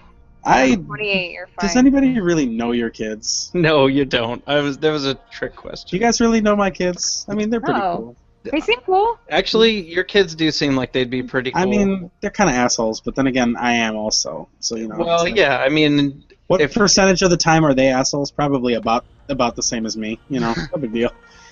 That's fair. Okay, asshole kids. Yeah, I know. They're really insufferable, aren't they? So yeah, I don't know. Are you gonna? Do you want to do any research on Awiyeda Dowiyogo? Well, you just told us about his famous fight on the couches. Yep. Yes, I do. You need to try to do this because there is something that he has blanked out in here. If you get enough hits, I get to look at it too. I intend to do that. He's a named person. He's a named man. This is the same Matrix roll. Yeah, I guess so. 3. I'm gonna use an edge. Hey. Oh, hey, there you go. Fuck that. So how do edges work?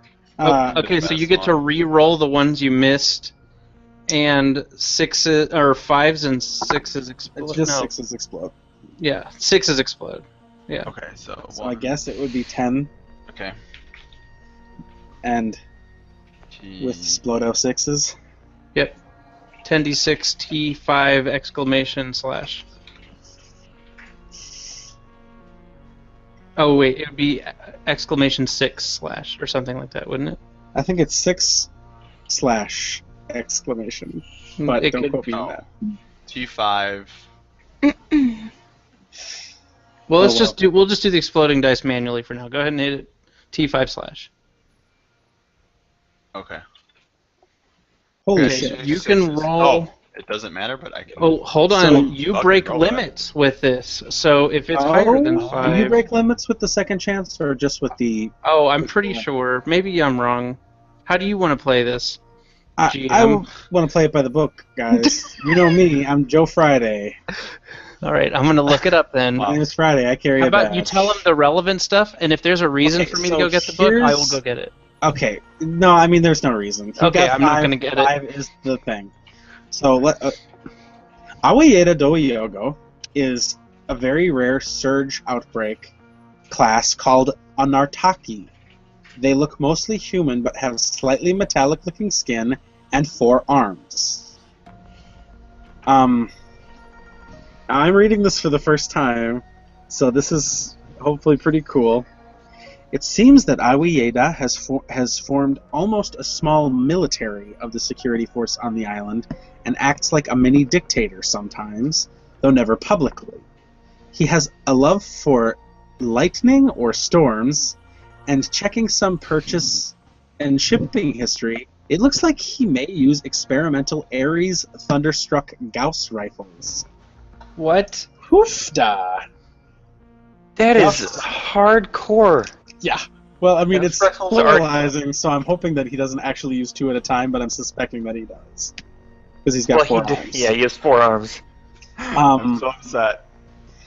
A Gauss rifle, for those of you who aren't deep into run and gun, is basically an assault cannon that I think it's just a fairly low damage assault cannon, but it has a higher rate of fire, and it uses giant, huge bullets and electricity. But if there's anything we learned, is if we pour some salt water on that bitch, that is going to have some trouble. I'll be right back. Sorry, guys.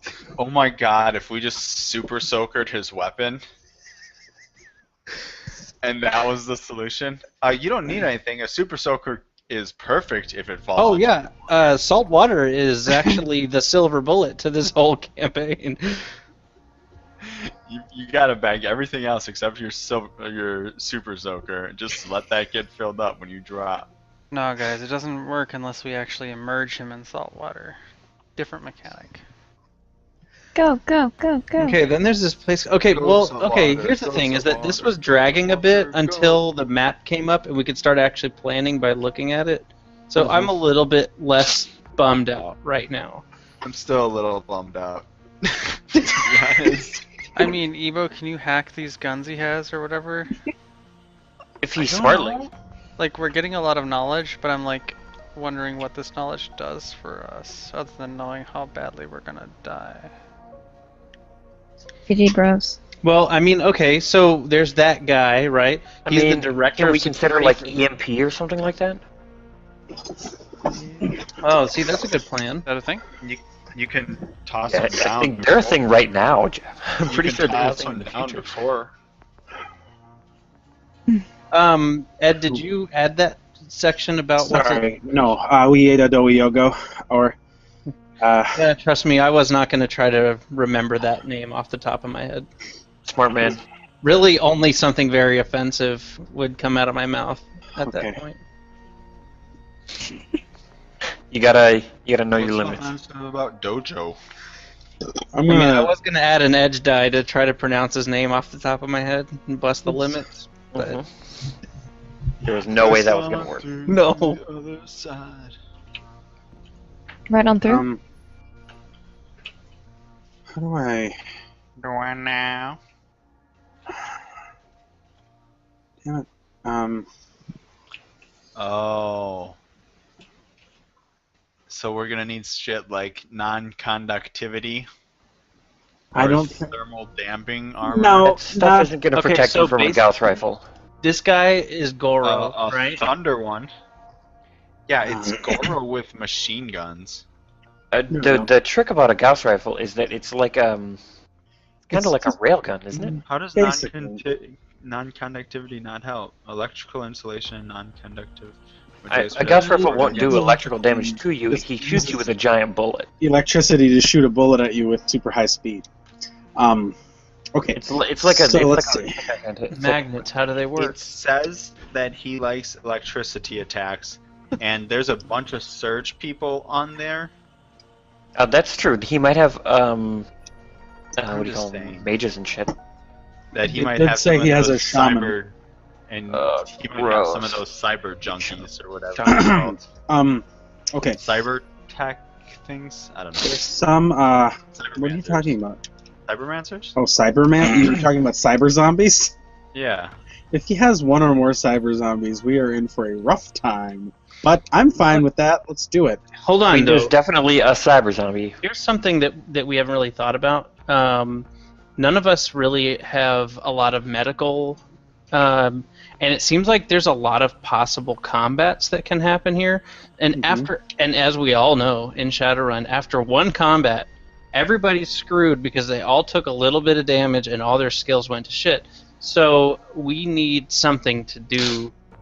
We need something to heal ourselves with, like after each. We need stim patches, which are pretty expensive and not really what you're talking about, but that's pretty much the best you can get, unless you have biotech.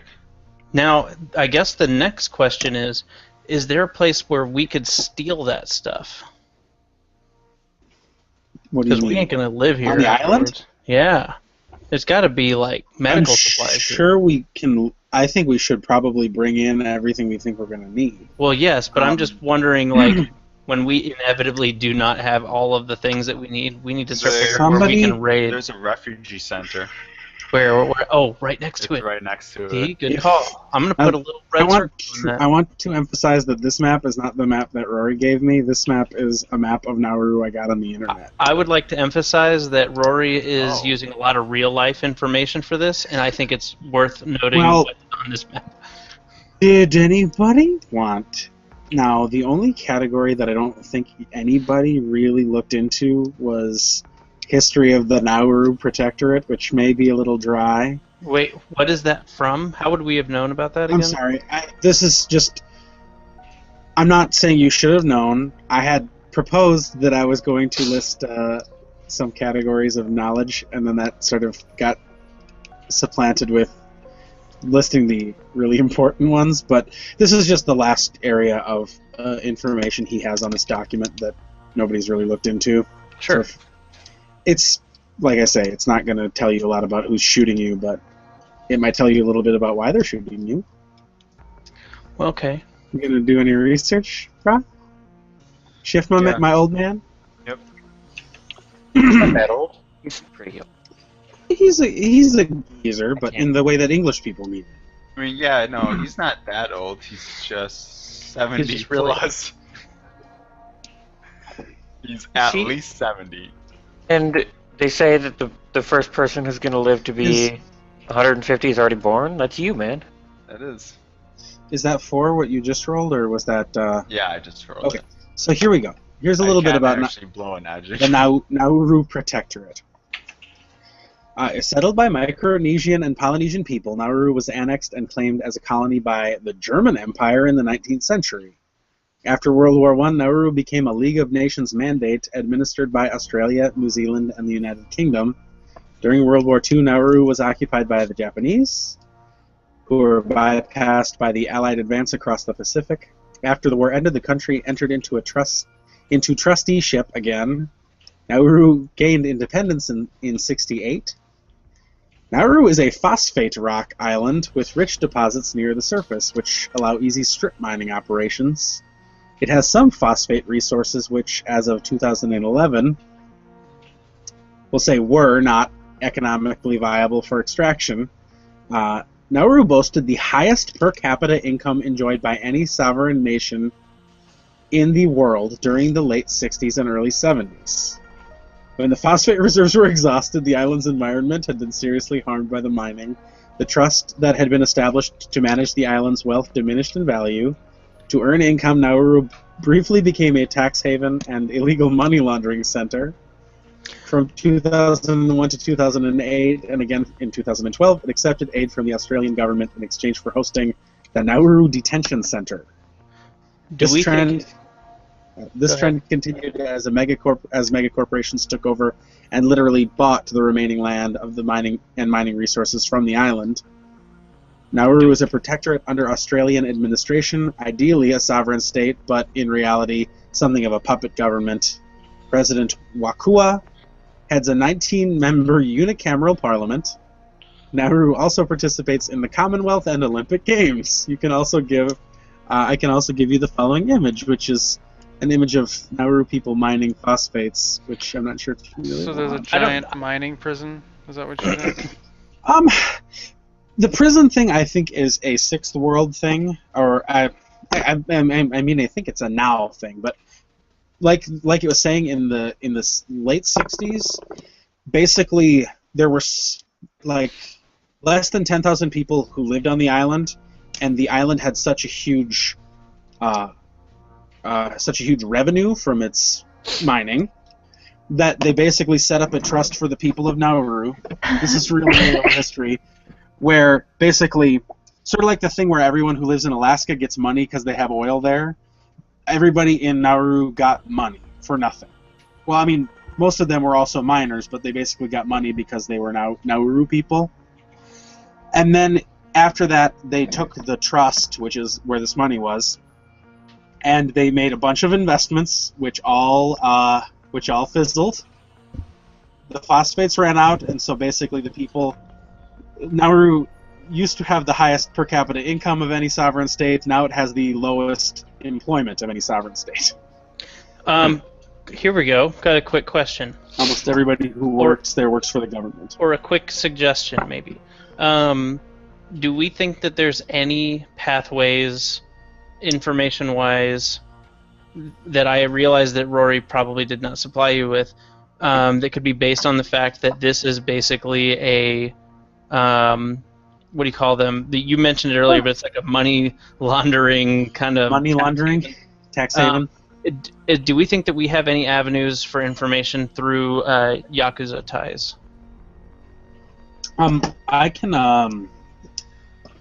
I need to figure out the way to make a note of this that I'm going to remember, and I think I'll just ask him in the Facebook chat right now, and he'll answer in the morning.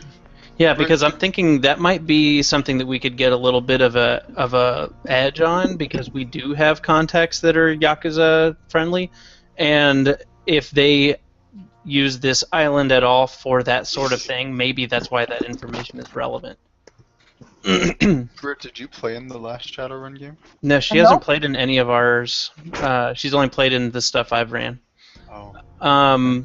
I would love for her to be able to play, but I don't think it's something we can. I have a lot of reading to do because the two characters that I'm running is a rigger and a technomancer. She's not comfortable with any of it. I have been giving it a lot of thought, and the next thing I run, you can play either one. I don't care. It's not intimidating to me. I got a lot of reading to do. She doesn't want to ask a bunch of questions all night, I think. I think I could manage a technomancer. Technomancers are actually as straightforward as deckers, in my opinion. Yeah, if you can wrap your head around one, it's kind of if not more so. Complex forms explain what they do when you read them. If you understand the basic mechanics of decking, which I dare say I do, what a technomancer does is not that complicated. Sprites are a little bit more so, but I actually they're basically the same as spirits, and I really do understand them now. No, once I understood that a technomancer's rig is their body, and this is the stat that you replace for this, everything made more sense for decking purposes. Yeah, I gotta go back and sit down and repurge and. Yeah, no, it's fine. If you ever are interested, I'd run some pretty fun ones, and they'd be just loose and fun. Not all this shit that we're doing right now. Well, I would like to run some heavier ones, but I don't want to commit to one that is going to take more than one session unless everybody wants to, basically. Unless it's part of the flow of the game. So if this map is anywhere close to correct, there's a local government council office on the northwest. There is... What is the thing on the far west here? There is a... I don't know what it is, but there's a black grid-looking thing that says residence for foreign employees of the NPC. Do you guys know what that might be? Non-player character, maybe? No. I'm just talking about... It's... I guess it's his name. There's loading docks over there. It's weird that on a map of a sovereign nation that it wants to tell you where the loading docks are. Parliament, government offices are all at the airport. I mean, I imagine the dude with the with the rail guns or whatever it was. I imagine that he's going to be in one of the places that we're going to.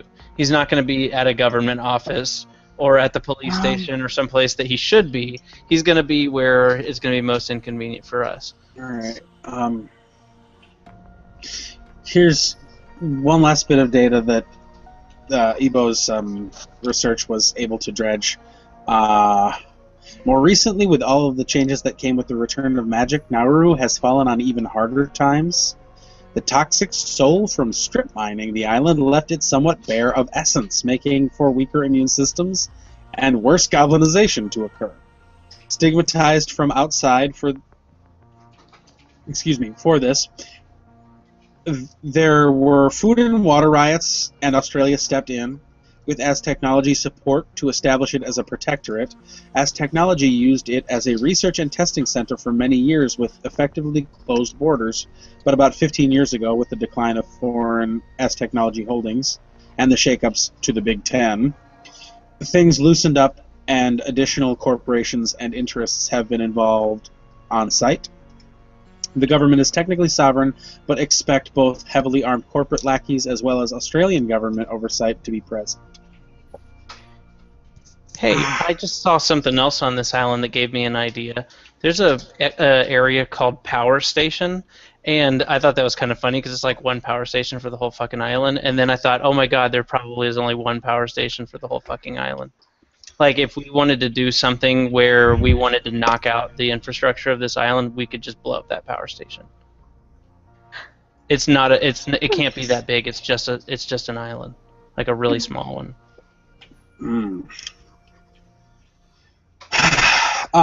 These are just like kind of off. These are tangential thoughts, but they're things that, like, if we want to, like, really, if we were really looking at a map of this place and we said, if shit hits the fan, these are the things we need to be thinking about. Where are the docks? Where's the airport? How can we cut power on this place? the refugee center was a great idea, Evo, because we might be able to resupply there. I got it. NPC stands for Nauru Phosphate Corporation. I'm not worried about them, I guess. They are also non-player characters in this regard. Look at Central Hospital. Guys, okay. Lars is involved in these proceedings, so he would advise against.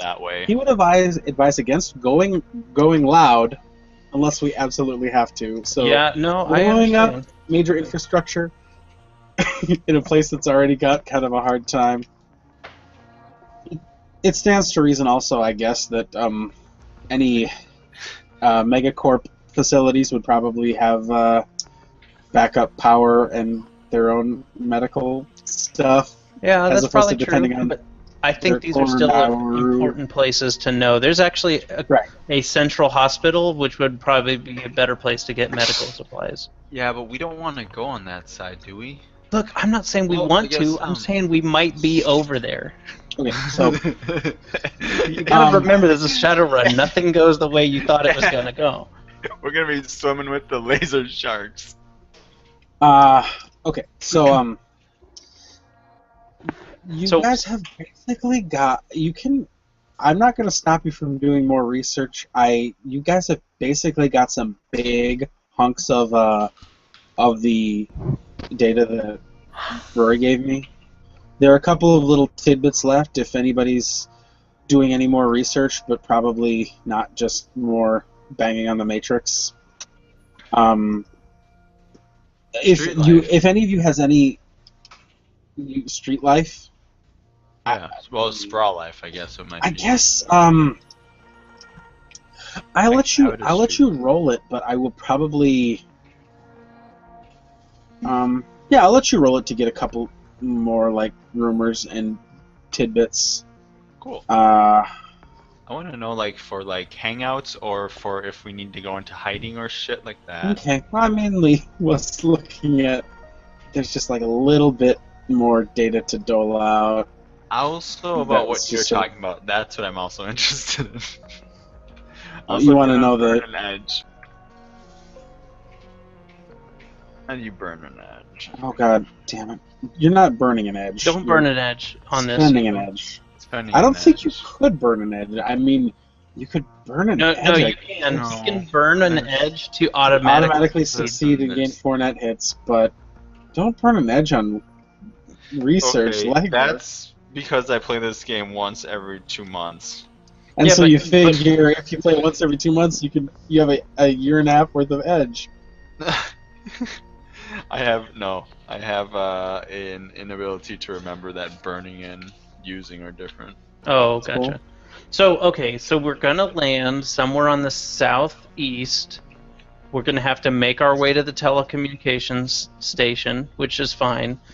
We are going to plant some kind of listening device there, and then we're going to leave, and then either, I don't know, go through the phosphate area or take the road.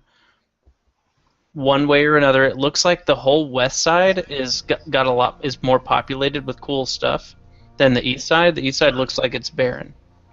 So we could take the western road that loops north and make our way to the college. And then if any of these areas exist in the 6th world version of the Republic of Nauru, and we need to restock or do something at one of them on the way, then so be it. I think it wouldn't be too terrible of an idea to knock the power out when we're going to go sneak into the college, because it might be one of those things where they've got like laser trip mine whatever bullshit things protecting something, and it would be kind of cool if we could like take some of those traps out. I'm okay with that. That was literally with my edge. That was with an edge? Yeah. You get to reroll the 6 if you use I do get to reroll the 6. This is the one I was looking for in the music. This one played for a long time when we were doing this is the Shadowrunniest song. I listened to this song so many times that I actually bought the game and played it. Yeah, that's the thing I was going to say. I've listened to this song a lot too because I was stuck on those floors for so long. Oh my god. Okay, That's so a fun game though, right? You liked it? Oh my god, I played both of them. They were both really good. I'm in the middle of the second one actually.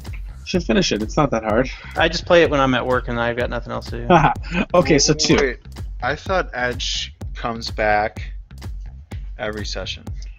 Yeah, it does. Okay. Yeah, you can use as much edge as you like. But if you burn an edge, you lose it until you repurchase it. Yeah, got it. Okay. Okay, so basically there's a couple more, like, this is something that would be germane to Shift. The Matrix on the island is prone to outages and filled with spam zones. You can expect significant amounts of noise on the public grid. However, it is the only safe option.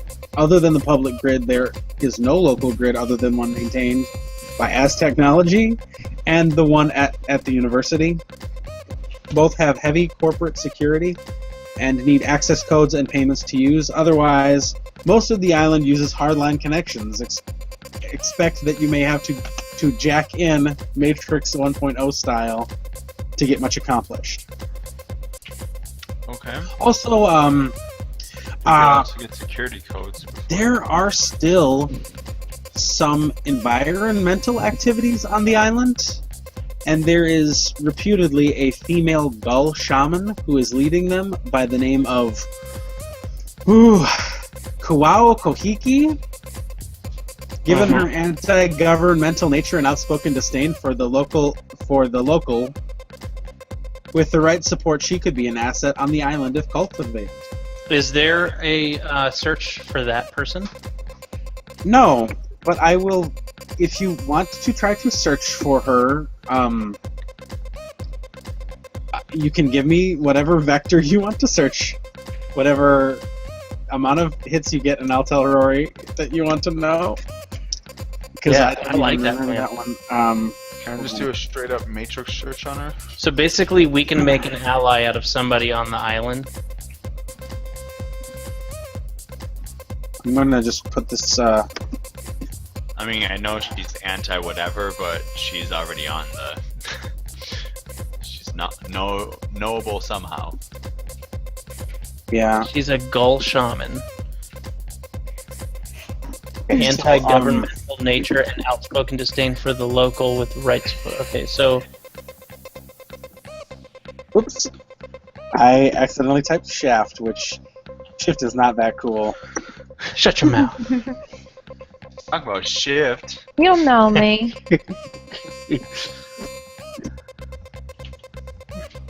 Wow, Kohiki. I got 6 on my Matrix search for. And nice. 6 within your limit, or 5. So. Limit.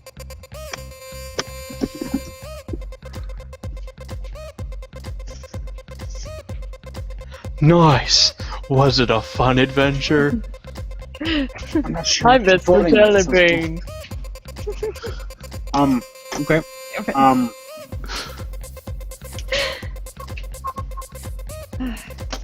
Okay. Let's see. This song is getting me too jacked up. I need to go. He's like, that's it. We're doing a run right now. All right, guys. I know it's 11 o'clock. Roll I have a initiative. job and a life. Roll initiative. Yeah. I'm All gonna. right. I know we Ninja's want to top keep out. doing this, but What's that? I'm gonna have to head out pretty soon. Me too. Well, So we let's more or see. less mined as much as we could out of this. We've gotten the information thing down pretty well. I think we will need a little bit of time to handle any major purchases that anybody wants to make. Yeah. But just to kind of go over some purchases, I think I know what I want to get, like with my karma skills wise. Gear that I want to get, I don't really know. I mean, I've been looking at a lot of new books, and a lot of them have new gear listed in them. You know, not that jazz. I think I'm going to get like the highest rating comlink available, so that I can slave all my gear to it and not be a sitting duck for people to hack my eyes off. But yeah, I'm not sure like what else would be super relevant. We're getting. Well, I'm gonna get some kind of like buoyant, like some kind of flotation device, because my bones and my skin are gonna weigh my ass down in that water. And my bones are dense, and I have metal arms. So that was one thing that I took from it. Also, I'm gonna see if there is water-resistant bags of some kind that are like even in the manual, because I don't know if I'm even allowed to purchase something that doesn't exist in the manual. And so I'll have to look through and find stuff that'll work for that. I think we should come up with something for the big bad, because I'm pretty sure that's going to be a thing. If I don't think EMP device is going to do the trick, but I mean, I think that being strong at fighting is tactics-wise a good idea. It was mentioned that he has like multiple deckers and riggers and shit. Being able to knock those guys out is probably to our benefit, as long as we use it carefully. I mean, we don't wreck ourselves. I've gotten used to carrying a lot of grenades lately, and I think that's going to be a thing. Also, I've got this rocket launcher. I think rocket launchering sounds like a good plan. Yeah. Strategy-wise, Lars would be strongly in favor of everybody. If you have a gun that can't get or doesn't have a suppressor, strategically he would demand that nobody whip those out unless we all agree that it is time to go loud. We should start off by Zerk is relatively quiet given the circumstances. He's chopping people with an axe and not shooting them with a gun. Are we opposed to having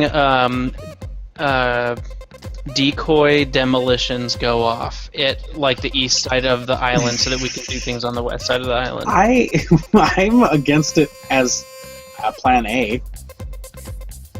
Because see this harbor here where we might just land, we could put demolition devices there and make it seem like there's an attack going on that side if we run into a situation that we need people to get out of the way. I am mainly opposed to that because if there's an attack going on one part of the island is not big enough for anybody to avoid tightening their security when they hear that about that. Well, no, it's like if they think there's something going on, maybe they'll loosen up a little bit on another side to check that out.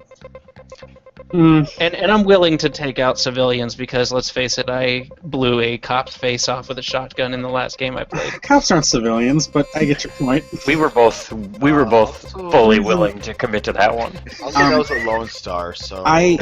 That's true. He's less than a civilian, but that was still cold. They're practically gangs. They're worse than gangs. But Lars has his sword, and he's willing to try to be quiet. I'll get silencers for all my guns that don't already have them. Okay, so silencers, I think I already have some for my rifle and for my pistol anyways. So I'll just make sure that is muzzled properly. Anybody who doesn't have pretty good armor should make sure they get pretty good armor or very good armor. Boy, I have an Actioneer's business suit, and I probably need something a little bit harder. Lars is wearing full body armor with a chem seal. Yeah, he's fucking.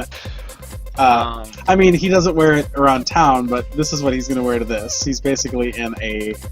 Also, is chem seal's probably a good idea for this, right? Basically, if somebody throws a neurostun grenade, I can walk right into that room and chop people's heads off while they're stunned. But I'm also considering. Well, no, I shouldn't say. I'm considering getting some bigger guns for this, but like I said, I don't want to go loud unless we all agree that it's necessary. And I don't think you can get a suppressor for a medium machine gun. Well, look, Swiss is going to plan for this the way Swiss plans for things, and Lars can do whatever he wants. Well, we should agree on a tactical situation. Oh yeah, she'll agree on that. I am planning on getting some heavier armor. I have a lot of money to spend. Okay, so this is the thing. As far as decking goes, I'm not sure what Shift's financial situation is like. But if you haven't already, you could look in this book, Data Trails. It has this piece of equipment you can get for a comlink called a dongle. And basically, a dongle. You can get a dongle that gives your comlink a sleaze or attack stat. So basically, if worst comes to worst, and your deck is bricked or shot or lost in the ocean, you could basically kind of half deck with your comlink. They're fairly expensive, though. They're not deck expensive, but they're not cheap to get a good one. If there isn't anyone, or if there's anybody that doesn't have at least a point or two to spend towards sneaking, that might not be a bad idea, because both of these plan A's sound like we're going to be doing that. I'm pretty sure I'm the most proficient. There might be camouflage type onesies that you can wear, I think, that make it better for sneaking if you want something like that, because if Lars is truly, and Swiss would honor this, if Lars is truly wanting to go with the plan A of not guns blazing, she will try to do that until the shit hits the fan. We just have our mandate is sort of, we have to do the university part on the down low, and that means if we blast our way into and out of the comm station, we then have to hike across several kilometers of Nauru in the, we'll call it the getting ambushed by bad guys zone, and then sneak so stealthily into the university to steal the cactus. Yeah, I understand. It's just that, I'm going to do whatever I need to do to not die. I know, me too, but I'm just saying, like, I want for the comm station part to be ultra violence, but I also want for us all to be fresh enough that we can succeed at the latter part. That's kind of why I wish we could do the college first and then do the comm station. I'm not against maybe using your explosives idea as a diversion plan B. Yeah. If the situation in the comm station doesn't go well enough, we can feint our secondary target to be something in that harbor. Now we're talking. That hotel still exists, or government printing office. Basically, draw some heat away from the center of the island so that we can basically shift across the center of the island to the university.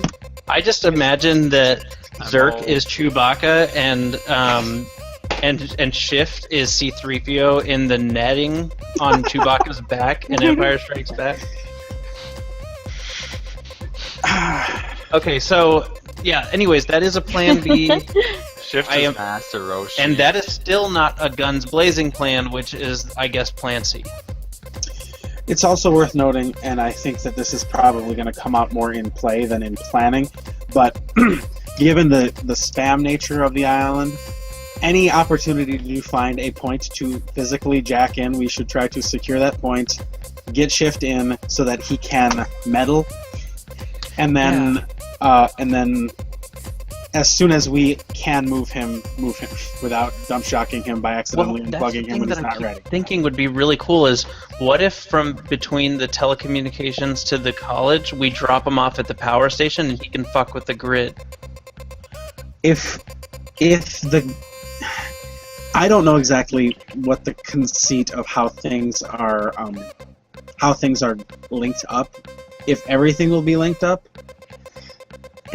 I don't think it would be wise, because we're going to want to bail out of the university straight to that buoy.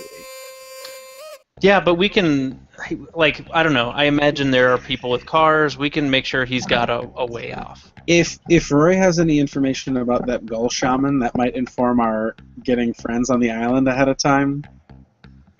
Yeah, and then also the Yakuza ties might be in on that. Yeah, too. I sent him that one. I'm going to send him, before I go to bed, I'm going to send him the thing about the shaman. And to see. There's also a weather station. What if we called a tsunami alert and everybody, like, hunkered down? That actually sounds pretty brilliant. If we could get the people scared of something that they ought to be scared of, like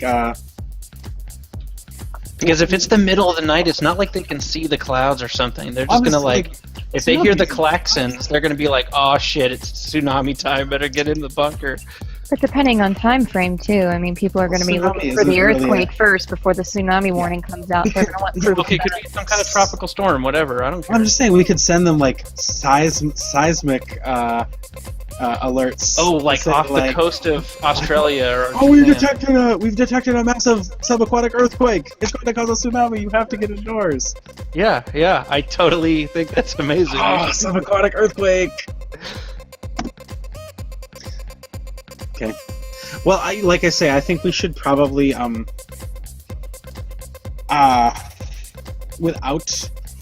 without involving Rory too much, we can maybe communicate online about this if there's anything else we need to talk about. Yeah, I say we talk about this only without him so we can left field his ass a couple times.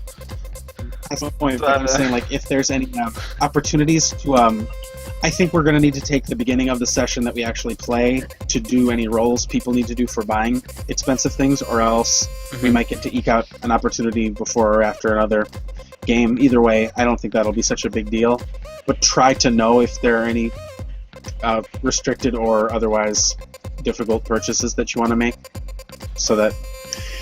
I'll do a cutoff point where people are just buying things without rolling. I don't know if there's officially one. It kind of sounds like there is.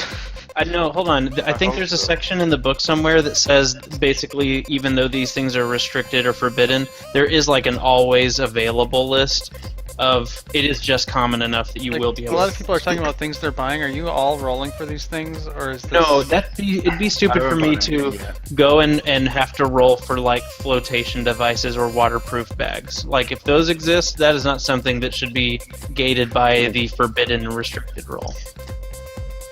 I would like to continue this dialogue when we have the opportunity, but I do think I need to go to bed or else I'm going to be in trouble over tomorrow. Yeah, no, that's right. This has been pretty cool. I'm looking forward to this run, and yeah, we should really try to surprise Rory, hopefully.